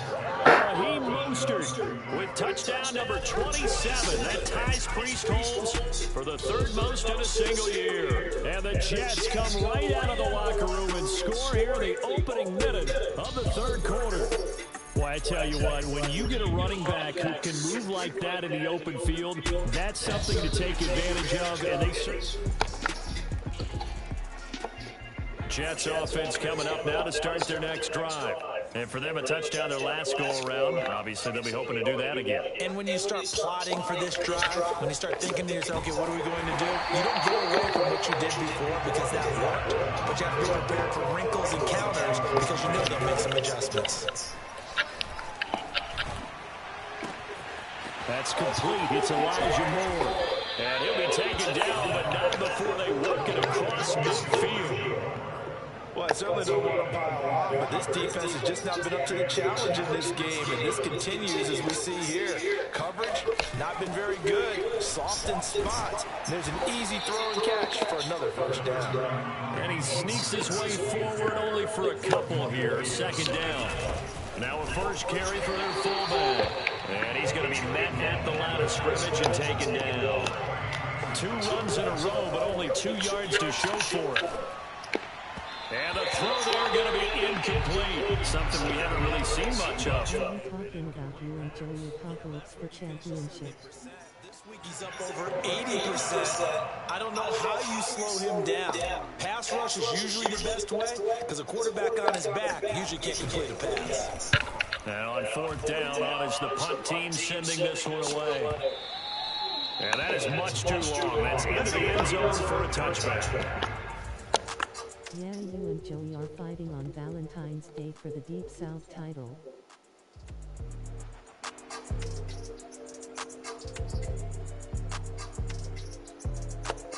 Jets offense coming up now to start their next drive. They've got the lead. Last time had to punt it, though. What's the key to this drive?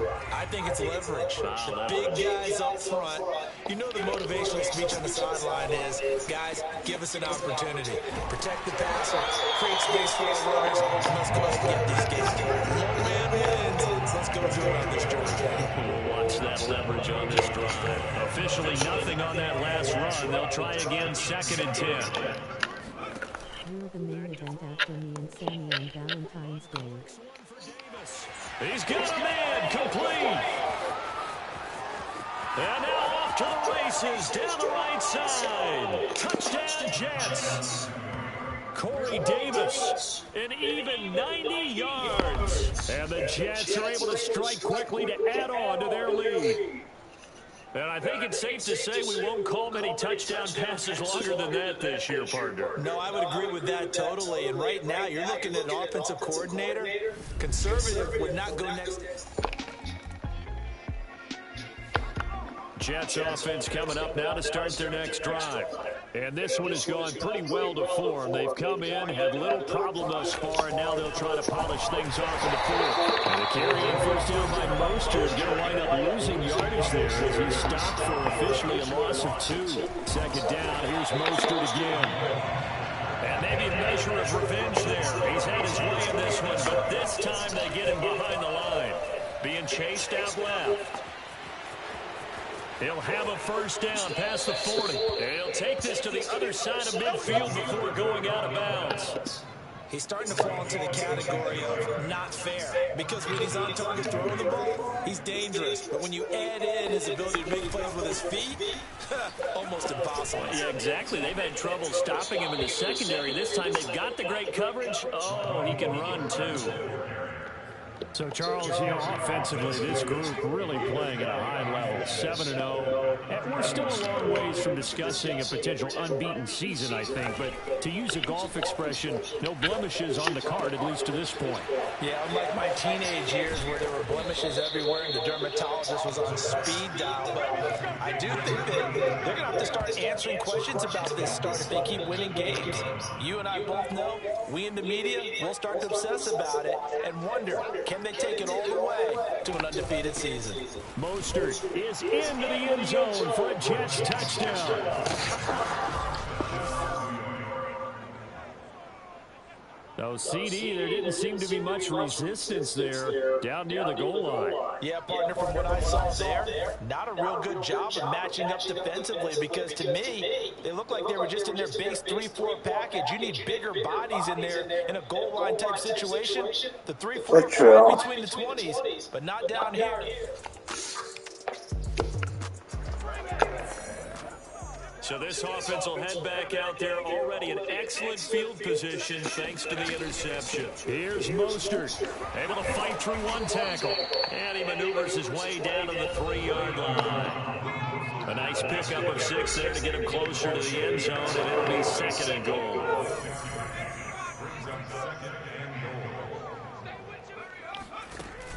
Again, it's Mostert. And he's going to take it in for a Jets touchdown. Raheem Mostert with touchdown number 29, too short of LaDainian Tomlinson's all-time record 31. And the Jets add on to their lead, and it's looking like that win streak is good. Jets offense coming up now to start their next drive. And this team continues to stake its claim as Super Bowl favorites. They are now eyeing an 8th straight win as they begin this drive here in the fourth quarter. And this one goes nowhere. Losing yardage back at the 22. Call it a full 3 yards in the wrong direction there. Brings up 2nd down.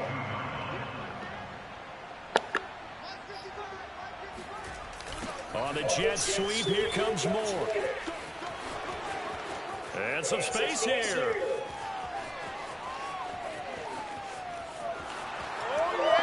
And they are going to score again. Yet another touchdown as they just add.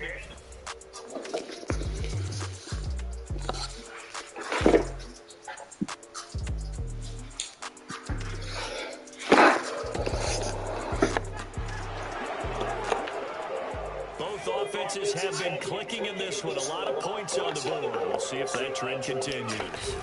On the ground, it's Mostert to start the drive. And he'll get up near the 45. They'll spot it at the 44. And the offense moving quickly to the line.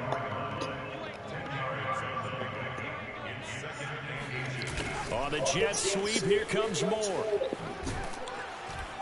And he'll get it out to midfield. Let's see, they'll spot it right at midfield at the 50.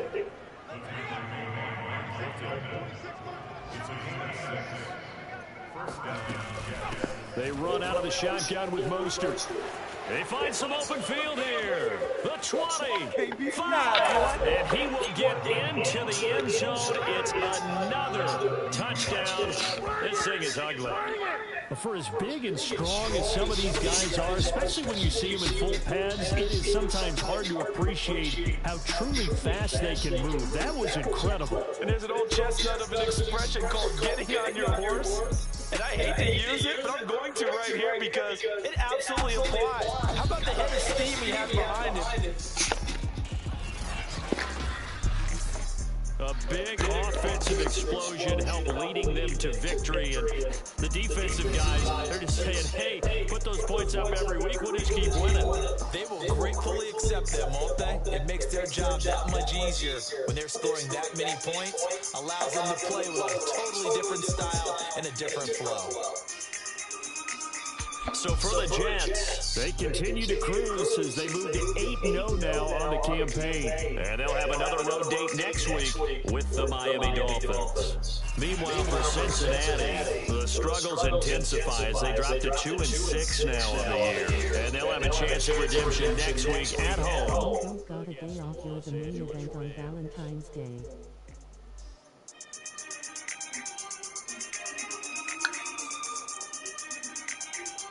Just said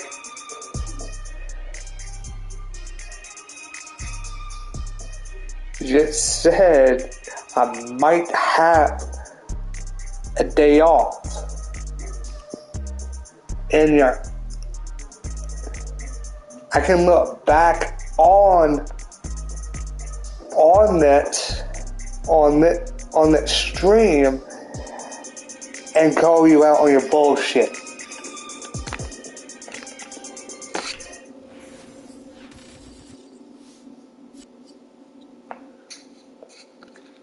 Because you said, now you're switching it up on me.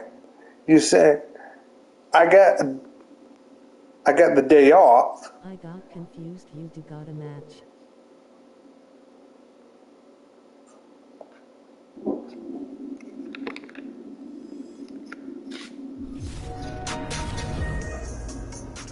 You know, as longtime fans of the NFL, we've gotten used to hearing worn-out quotes from coaches and players. You know the classics like, we're going to treat this like any other game, right? How many times have you heard that one? So that's what makes this next audio clip so special. Because the matchup on Thursday night was anything but any other game for the New York Jets. Check this. Here's what a microphone captured inside the tunnel just before they took the field. This is our time. We do it now. Right now. Because tonight, we got all. I was talking about you and Tyson. That's what got me confused. All right, now, I'm sure most of you caught this, but just to be sure, that voice you heard belongs to their... But that's not until April. I mean, think about that. That rookie's got enough confidence to get in front of his teammates and enough respect to hold their attention.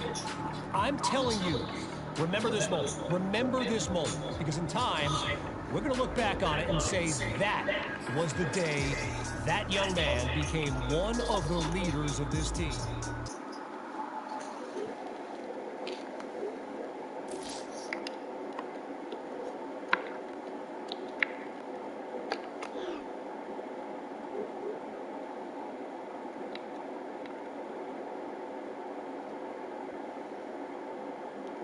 Oh, fuck.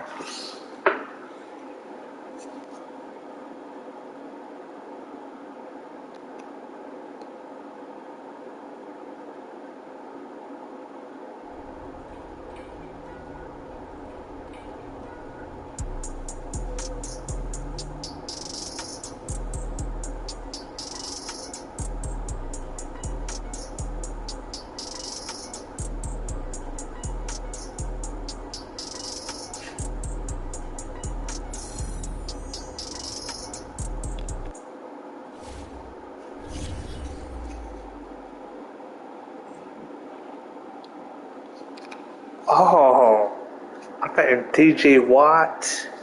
Shit. Tyson is qualified for the Chamberlain. Well, team from 27. 27, right?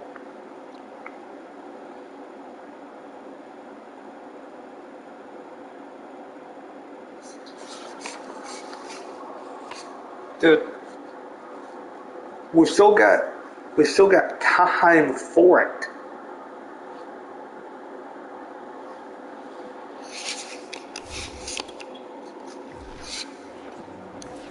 We still got time, man.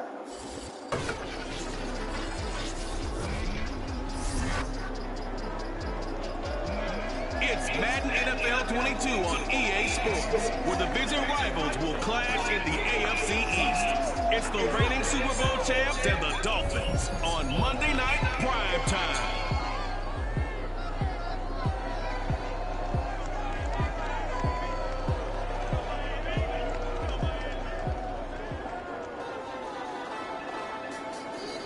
From beautiful South Florida, there's a look at Hard Rock Stadium in Miami.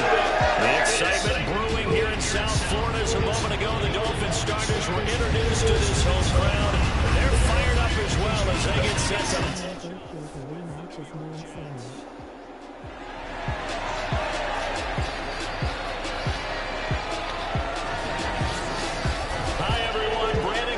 Charles Davis. Charles, you look at the Dolphins as they enter play in this one. I thought you were getting off, and so you got to go to bed.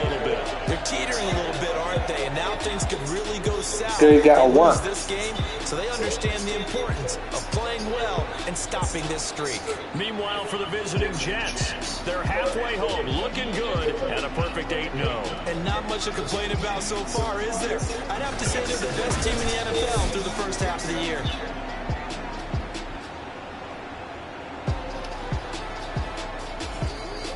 Sanders.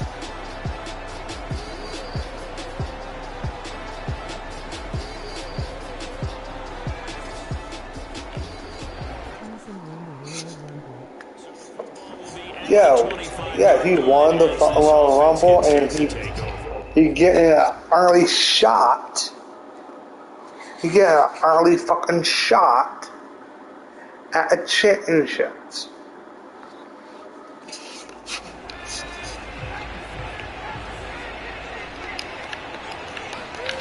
To throw it is Hall on first down. Over the middle, that's the tight end Landry. And they work this well upfield across the 45. Well, that tight end position, it just seems to continue to evolve every year in the NFL. Yeah, you're getting really terrific athletes. A lot of them maybe were wide receivers at one point. They continue to give you speed, great hands, and big bodies, which make them excellent targets for quarterbacks. What? Looked like some hands both ways. They got it on the offense. Sometimes it's a fine line that bullshit. He knocked that one away. Might have caused an incompletion that could have been an interception. He'll air this one out deep for Davis. That's caught inside the 20. And all the way in. Touchdown. Corey Davis with touchdown number 20.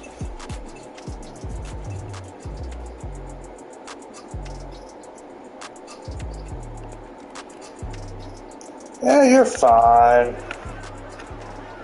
And we drop you into the start of this next possession. The score, 7-0.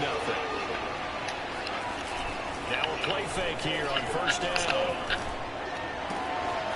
And he's got the hook up to Moore. And he takes it all the way down to the 3. Big yardage that time for the Jets. I don't think there's anyone who could possibly doubt how fast he could run on the open field. But if there were, he silenced those thoughts there. They'll run with Mostert.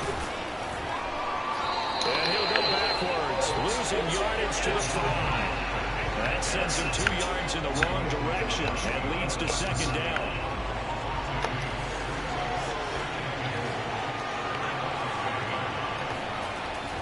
Looking to throw. Hall. And this will be caught in the end zone. Touchdown, Jets. Elijah Moore with touchdown number 7 on the year. And the Jets are off to a lead. Yeah, later. Jets offense coming up now to start their next drive. They're at the halfway point of the season, Charles, 8-0. What a great start. Clearly a Super Bowl contender, if not the outright favorite, through 2 months to win the whole thing. Well, there aren't too many bad things you can say right now because this team is playing pretty well. They've had a couple of injuries. That could play them down the stretch. But if their intensity doesn't waver, I think the road to the Super Bowl is going to go through them in the playoffs. And if you're on their road, things can be bumpy for you. A lot of tight ends just use their size and their strength, try to occupy some space and kind of body people away and catch the football. But not this guy. He's a refined route runner. Makes me wonder if he took some dance classes in his background with his footwork. And this defense not giving him anything there. Maybe a yard up to the 36. Second down. Here's Mostert again. And able to get this one across the 45 before he's brought down. How about that run? Picks up a first down. Note the enthusiasm in my voice. Remember, last week, AFC Offensive Player of the Week. I think he's trying to get another one in fold. And you talked, watching film, a lot about his form and just hitting the hole, running north and south, as we like to say. And I think he's been doing that a lot recently. Squaring those shoulders and getting downhill. So now 1st and 10 as they've crossed into Miami territory at the 27. Running the counter with Mostert. Fighting his way through contact. And down inside the 15, shy of the 10. The Jets with the football here to start the second quarter. 14-0 the score. This is the NFL on EA Sports.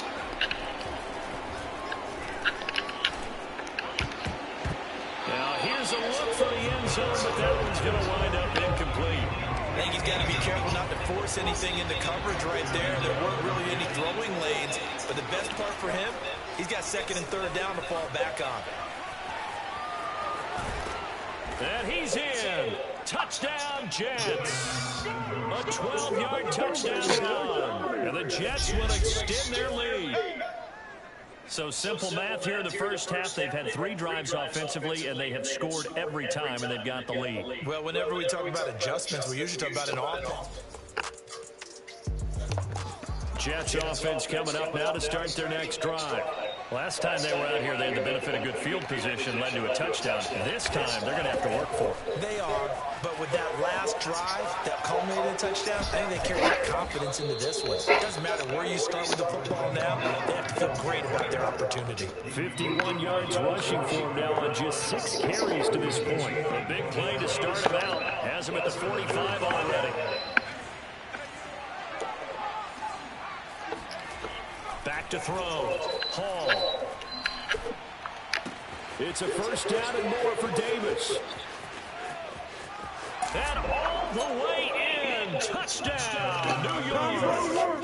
Corey Davis, his 21st touchdown of the season. And the Jets continue to pull away here in this first half. Well, we know that he can beat you in a number of ways. He can catch the short passes, he can run under a long pass, or he can do what we saw right there, catch one and then make a big gain after the catch. And I call it quick glimpse.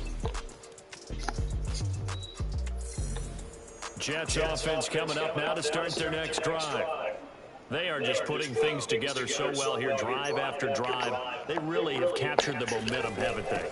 They've taken momentum and pretty much not just give them a jersey, but a seat on the bench as well. Whatever do you need, you got it, because the way they're stringing things together and creating that distance between them and their opponent is really hard to narrow that gap. And the other part is they're taking their spirit away from them, too. Yeah, now they're just looking to add to that total. And he's taken down, but able to slip across the 35. 2 minutes remaining in this first half of football. A reminder coming up just a few minutes from now. We'll send you to Jonathan Coachman and our crew in Orlando. Coach will have a look back at some of the stats and scores from yesterday's action. And now a throw on first down there, but It's incomplete. So, CD, you look at this offense and what they've been able to do. 8-0, perfect through the first 2 months of the year. Second half of the season still to come. We get that. But what kind of a percentage chance do you think that they have of running the table? Partner, I think it's hard to say because history was... This is caught inside the 15. Touchdown. Denzel Mims, his second touchdown on the season. And the Jets open the lead up to 34-0. Quite a show of arm strength right there. That was in the air for a long time, and it was on target, too. I'm really not sure what was more impressive about that throw. Was it the distance travel or the accuracy involved? Because I'm going to tell you straight up. Jets offense coming up now to start their next drive. And with good starting field position and 3 timeouts as well in their pocket, no reason not to try and put a late scoring drive together. They'll start on the ground with Mostert. And he's got some space here. And he's in for the score, and his spectacular season continues as he ties the NFL touchdown record. He is phenomenal. They have really had their way so far in the first half, but they wanted to continue to build on their lead. They know that no lead is safe in this league, so they decided to try their best to get one more as they headed into the half.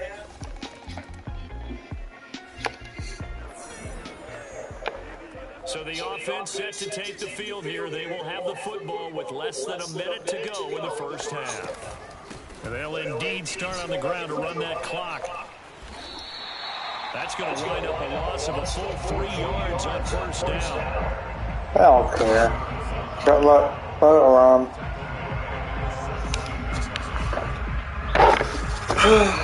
So we've reached halftime with the visiting Jets on top as we send you up to Orlando to check in with Jonathan Coachman and our EA Sports Halftime Report. All right, Brandon, thanks very much. We'll get back to you and Charles in a minute. But first, time to give the folks at home a look at what's going on around the NFL.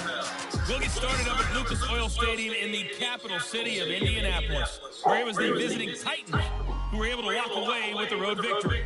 Ryan Tannehill leading the way there as the win gets his guys back to 500 on the year.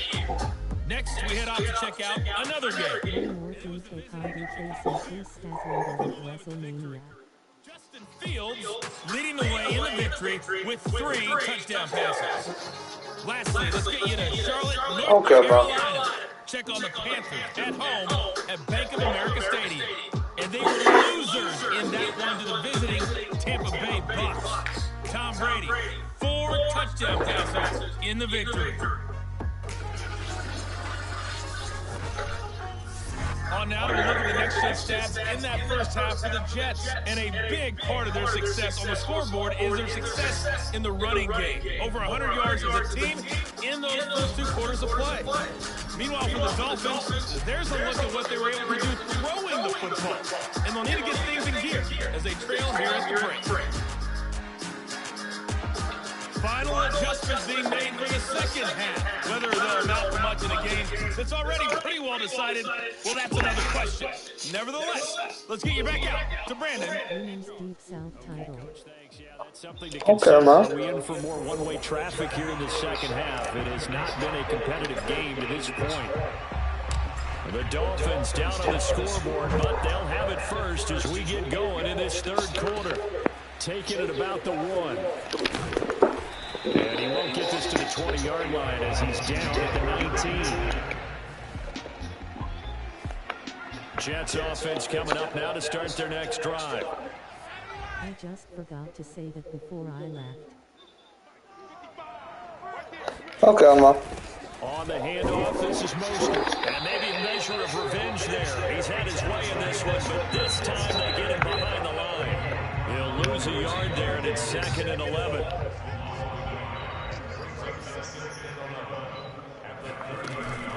Once again, it's Mostert.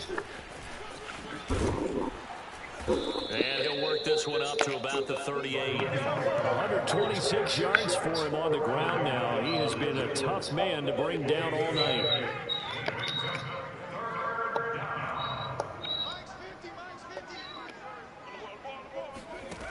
Here's Hall from the gun on 3rd down. And that's going to wind up incomplete. Nearly their first pick of the game, but it does bring up fourth down. Here's the Jets punter now. And the way this offense has moved the ball, he hasn't been needed till here in the third. He was only asked to punt once in the victory last week as he sends this one away. And this will hit just beyond the goal line as it's into the end zone. Jets offense coming up now to start their next drive. They're out in front. Last time they had to punt it away. We'll see if they can add to their lead now. They don't want to go out and punt it away again. This team now wants to get a cushion, put people away. There he goes left side. You go right there. And he is into the end zone, and the touchdown record is now all his. Yeah, that's not in my lap one, guys. Now the offense back out onto the field as he'll take over here in the final minute of this third quarter. They hand it off to Mostert. First down and a little extra for Mostert. And he's free going down the left side. It's a foot race. And all the way in. Touchdown, New York. Raheem Mostert, 75.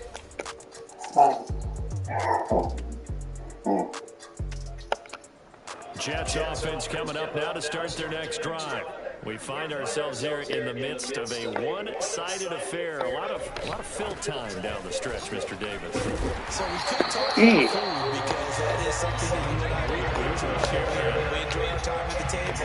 So maybe the best steakhouses in the city, but in all seriousness, the performances that we've seen this year, we've seen a bunch of great ones, and it's going to be hard to parse who's going to win the MVP. Yeah, it really is. Is it going to be a runner? Is it going to be a thrower? Can a defender find? There he goes left side. And he's in. Touchdown, Jets. Elijah Moore, 77 yards. And the Jets add on to their lead, and it's looking like that win streak is going to extend another week. They seemingly just continue to score at will.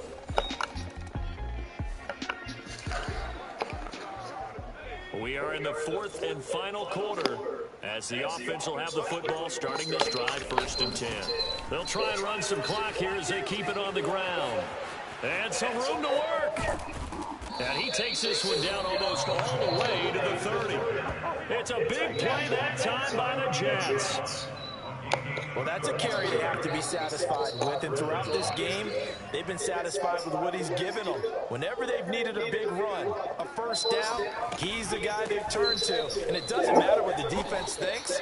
They feel like they've got the confidence to keep handing it to him and keep picking up good yardage. It was Raekwon Davis with the tackle. The run got 4. Now they deal with a 2nd and 6. Now a give to Mostert running right. And only a yard this time as he's taken down right around the 26. Brandon, I've got to think this offensive line has got some smiles on its faces. And I know it sounds crazy, but they practiced for this back in training camp. They knew they'd be in situations where it'd be extra defenders in the box coming after them, trying to keep them from locking down a game. Right now, they want to show the world they're up to the challenge. Carter Landry, at this stage of his career, we know he's had some injuries, and he's been around a time or two, but definitely still a factor when you need the tough yards on 3rd downs. And he uses those big mitts of his to pull that one in and keep the drive moving. Now Mostert. And they are going to score again. Yet another touchdown. Yeah, hold on, buddy, okay?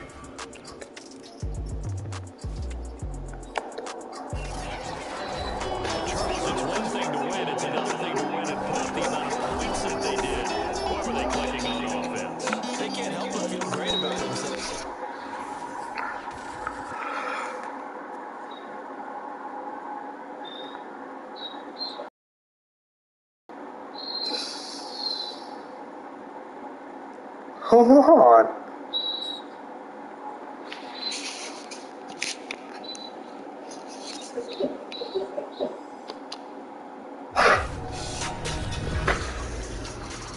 So one of my See you guys. moments from this past week of NFL action took place.